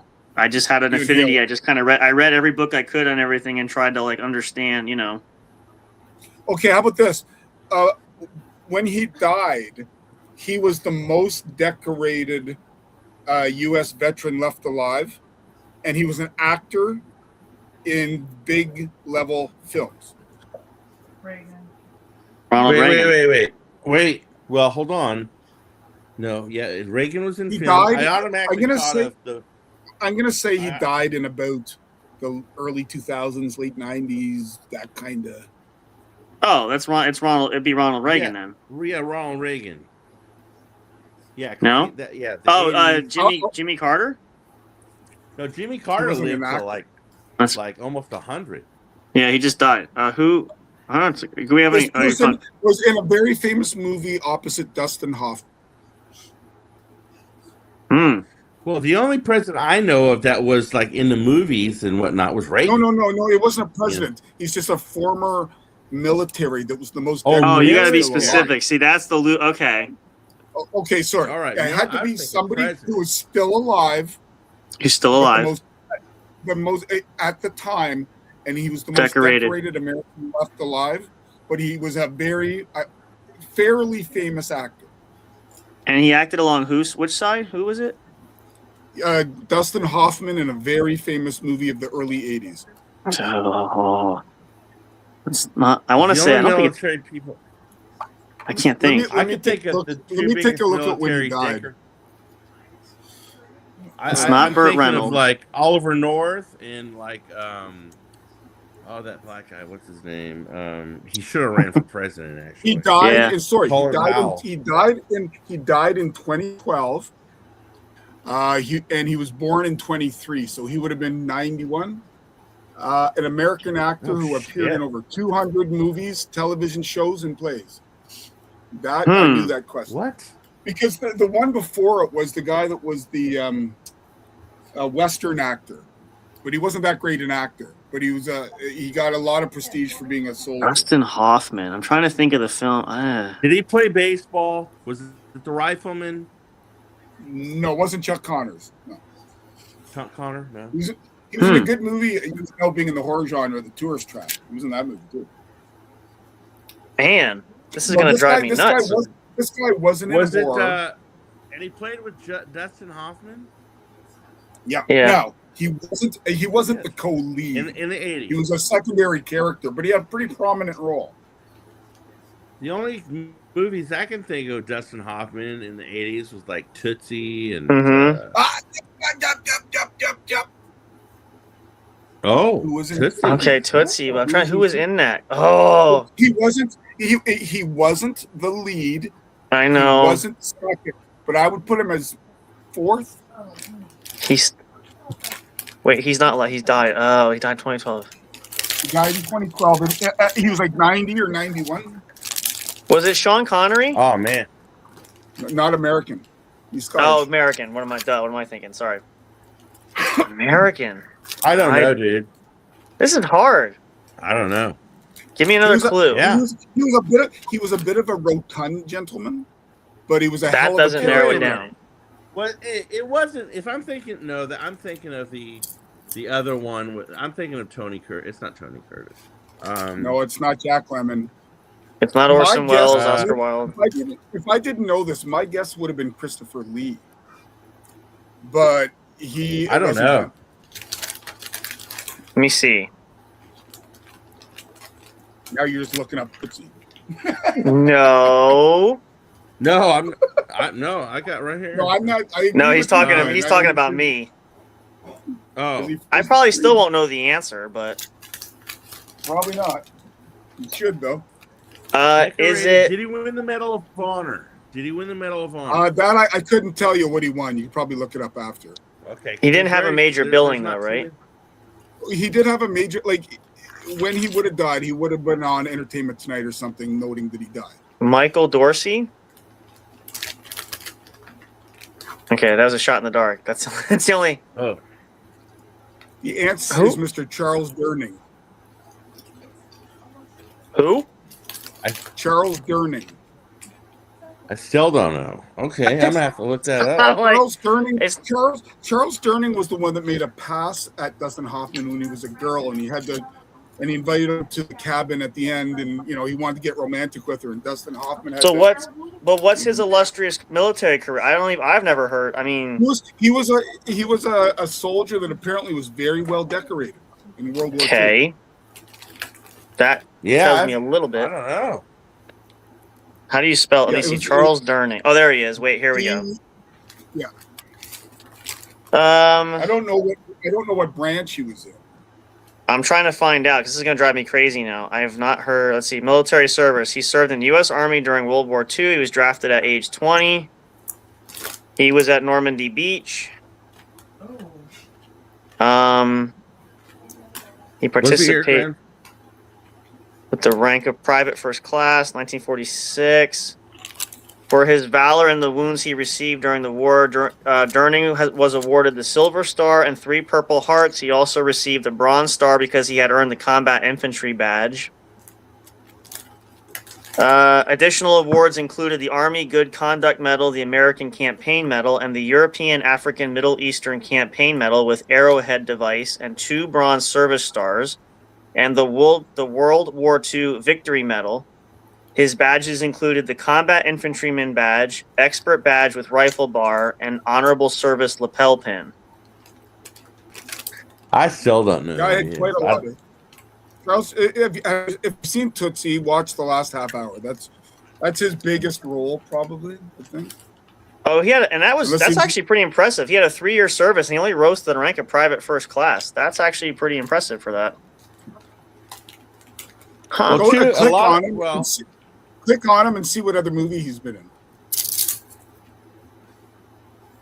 He's been in quite a few. Glenn, yeah, no, he was a very established actor. He was like Brian Dennehy, like that kind of. Always had a job, but oh, never Dennehy, the yeah. There we go. So Purple Heart with 2 oak leaf clusters. Yeah, that's highly decorated for a. I mean, I'm not saying it's interesting for a lower ranking enlisted personnel for that. You don't usually. I mean. Yeah, for a 3-year stint, that's a lot to earn in a 3-year stint. Yeah, but he must have been among the first wave in Normandy. Well, yeah, I mean, he accomplished a lot clearly for earning that, but he broke the line and survived, and probably took whatever town that I forget the name of the town. Well, clearly he survived because he lived until his 2012. Yeah. So, yeah, but that's why he would have got the Purple Heart, because if you go in the first wave and you make it through. Well, Purple Heart you sustain like serious Purple wounds. Heart is if you're injured in combat, it's when you get a Purple Heart. Oh, is that? And isn't it stab, shot, whatever? And isn't it the more the wounds? Is that what makes the clusters too? Because it's the oak clusters with that too. I feel like there's a way they make it more. Yeah. But if you were to have died in battle, could your widow be given the? You get it posthumously. They can award it posthumously. Yeah. Yeah. Okay. Interesting. I never heard. I remember the scene, but I didn't remember that's who that was. I mean, I remember the movie. If you just go into YouTube and type in Tootsie Charles Durning, and there's a scene where I think he grabs her in the ass or something and doesn't hop and go yee. Because the only other person I thought of outside of Ronald Reagan, and technically, I mean, he wasn't highly decorated. He had a short military career. Would be John F. Kennedy, but George Bush served in the Air Force. That's true. Yeah, he did. Well, that is very true. Clint Eastwood was in the military. Yeah, wasn't president, but he served in the military. Well, I know that Christopher Lee was used as a spy because he knew German, and he was, I think he used his entertainment valor to get in behind the lines and stuff. Yeah, probably. But I couldn't, like Chuck Connors. You're right. Like, was James Garner?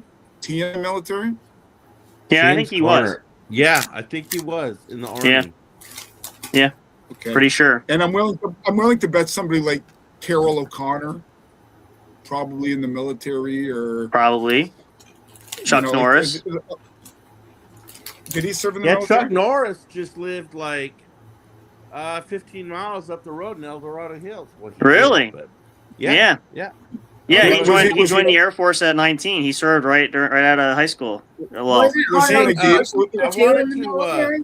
who? I wanted to tell Danielle Schwarzenegger in the I think over in Europe. He would have been Austria. No, because he moved over here. He was a teenager when he moved over here. I don't think he served in Austria military at all. Yeah. No. He was a bodybuilder. Yeah. I mean, at 16 years old, you want to see a good movie? You want to see a good movie? Watch Going Bananas. Hey, he was the governor too, honey. Governor of California. Yep. Yeah. Yeah, but so was Jesse Ventura. Would he have been in the military, Jesse Ventura? No, he was a Navy SEAL. Yeah. Yeah, I thought so. I thought he was pretty high level. Yeah. Yeah. He was I did some training with a gentleman who was a Navy SEAL for quite a while, actually. It was pretty interesting to do some of that stuff, but yeah. Yeah. All right, are we going to wrap this up, or are we going to keep going? No, we could do that. Obviously, we're at a point. I'm glad you guys could join us. We would love to have you guys come and hang out. We do a bunch of different stuff. Hopefully, we didn't keep Glenn from important director stuff. No, duties. I'm fine. I need a break, you know? That's good. We can be that dumb entertainment that'll get you, like watching mind-numbing television. So we kind of hope to have that effect. Yeah, that makes sense. No, I had a fun time. It was fun. I mean, I was going to say, Glenn, try hooking up with some of the other directors in the chat because you guys could just go forever. There's a lot of great people, and again, you guys, welcome to come back. We will definitely love to have you partake. We do a bunch of stuff, as you see. We got a lot of things that we do. So if there's something that tickles your fancy, if you have an idea you want to talk about, by all means. Actually, Glenn and I are actually working on a project. Yes, yeah, I've seen that there. That's cool. And actually, technically, well, since you know the director, make your death scene epic. That's an idea. I tell you, I had through the jugular, or something. Oh, the movie I'm doing right now. I told a friend of mine they didn't like too much gore and whatnot. I'm like, well, don't go to the premiere because my end scene is going to make you throw up. I mean, it is an epic death. I like it. It's a dead alive. It's a dead alive situation. It is crazy what I do to this guy. Well, you know what? It's funny though. I was going to say, has he ever worked with Jonna Hodges? Who? Me? Jonna Hodges. Hodge. She's in the group chat. She's in that chat. She's another actor, and her husband's a director. They do a lot of their own gore and stuff.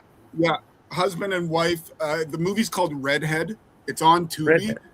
Yeah. And the woman at one point, I think she's in like a corset, and she's filled with blood from all the way down. She's gushing all over. Right. Yeah. All right. See, the more blood and guts and gore, the better. She likes to wear her work. Yeah, she's very much immersed. I love that movie Hatchet, especially Kane Hodder did an amazing job. Yeah. Oh yeah. But Joanna, they told her don't put this over your face, no orifices. She's like, but she did anyway. She's so committed to the role. She's like, I don't care. I went to the hospital after, but I did it. So yeah. Like, okay. Yeah. But you know what we got to do? I want to say this because we got to pencil this in because we met Glenn. He came on here. We would love to have you come on. We do the interview show. We could ask you more detailed questions about that if you're interested. Sure. Yeah. We would love to feature. I know we've had Danielle's been on, so we've had a chance to chat with her. We've had some others. I can have lots of questions about cuisine of the 1800s. Not cuisine, but like we'll pick your brain about. We want people to feature like what you do as far as the acting. Try to show people what goes on behind the scenes. Get a better appreciation for the work that you guys do. That sort of thing. How is it all producers are millionaires? That kind of thing. Actually, I think I have it here just to give you an example. I think I have it here. I do. We actually, because so many people from the horror genre came in, we actually created with this a whole series about it because there were so many people interested. Oh, nice. So we could feature you, come on. We have a whole bunch of people. Danielle's been here, but we like to talk about your expertise, learn about projects. You can share some things, whatever you'd like to share you're working on that you can say. One or two setup questions, and then the conversation goes. And then, you can put your own spin on it and share some things, maybe educate us, let us learn some things. To talk about breaking into the business or personal experiences or the military or it could be everything. Everything. Yeah, absolutely. Sure. All right. Well, then I was going to say the time that you were in Area 51 and we're looking at the aliens. You know what? I've been there for one as a military personnel. Yeah, as to say, access. Yep. 100%. And when you're obviously I'm not going to say anything, but as a military personnel and some of the stuff that I did, I was privy to certain information. But of course, I'll never say anything. Well, you can't. I know it's interesting some things that they tell you because there's different levels of clearance. Right. And the higher levels that you get, the more shit you know or are told. And it's all I say to people is like, it'll just blow your mind. That's all I'll say. That's good. I never go into specifics because, Well. They call it "Don't ask, don't tell" for a reason. So I mean, if you had alien barbecue, I'd be jealous. Yeah, all we get is the probing. We don't get the good stuff. So we just get the in various orifices.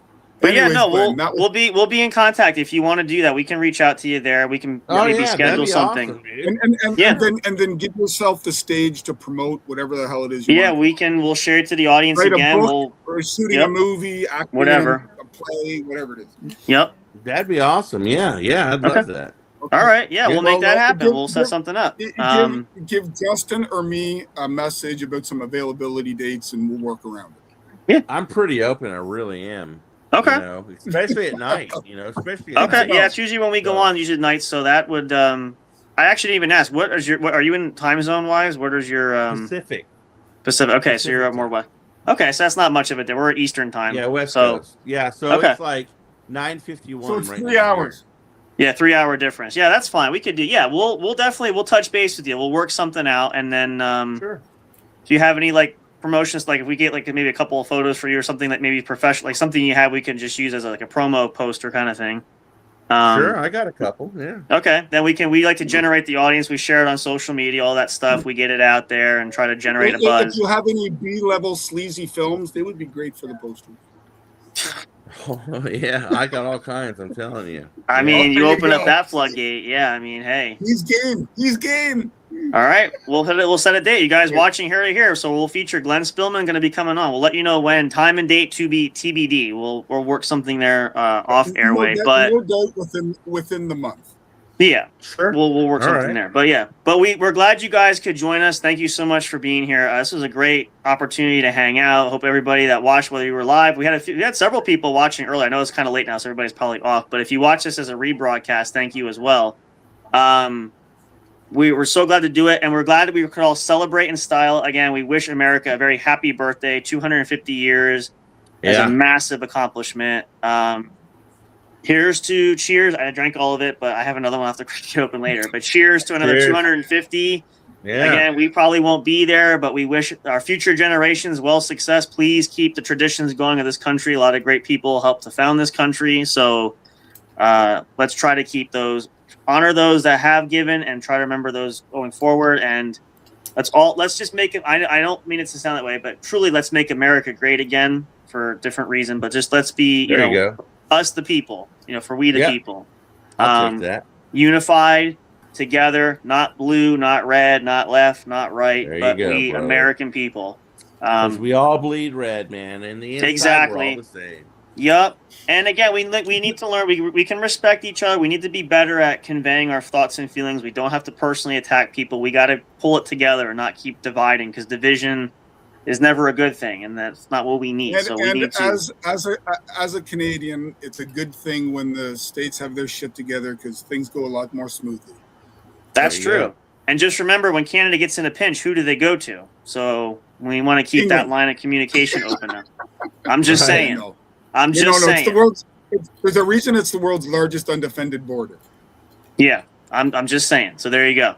But we appreciate everybody being here. And if you're celebrating, we started this early. It is technically now past midnight on the East Coast. So happy 4th of July officially. Have fun celebrating. If you're picnicking, traveling, whatever.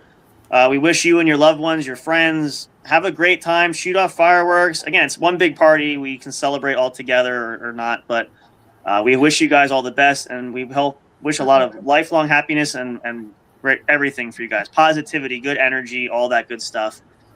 Just because we care for each of us. We're all just regular people at the end of the day, and we all care about each other. And we care about all of you. We love everybody. And for those of you that supported us there, we appreciate that. Go check out these fine folks. Check out that series we mentioned, 1001 Cryptic Tales, a very spectacular horror series featuring fine folks, directors, actors, special effects guys. A new episode of Music, Movies, Sports, and Stuff dropped today. And there's that. And we have more coming out. And we have a lot more stuff coming out, more surprises, but we're not going to give away here. We could give you a teaser, which we might. We did actually do that earlier, so I'm not going to say any more. But you just have to stay tuned to find out more. So, for all of us here and for our guests, thank you guys for being here. We appreciate that. We wish you all a very lovely evening. And for the last time, because we're not going to be using this again, this has been the Three Amigos podcast, special edition, 250th birthday episode. We're glad you could join us here. Hope you all had a wonderful time celebrating. We'll see you guys again very soon. Cheryl, good night, everybody. See you all next time. We love you all. Appreciate the support. Good night and goodbye. Happy weekend. See you soon.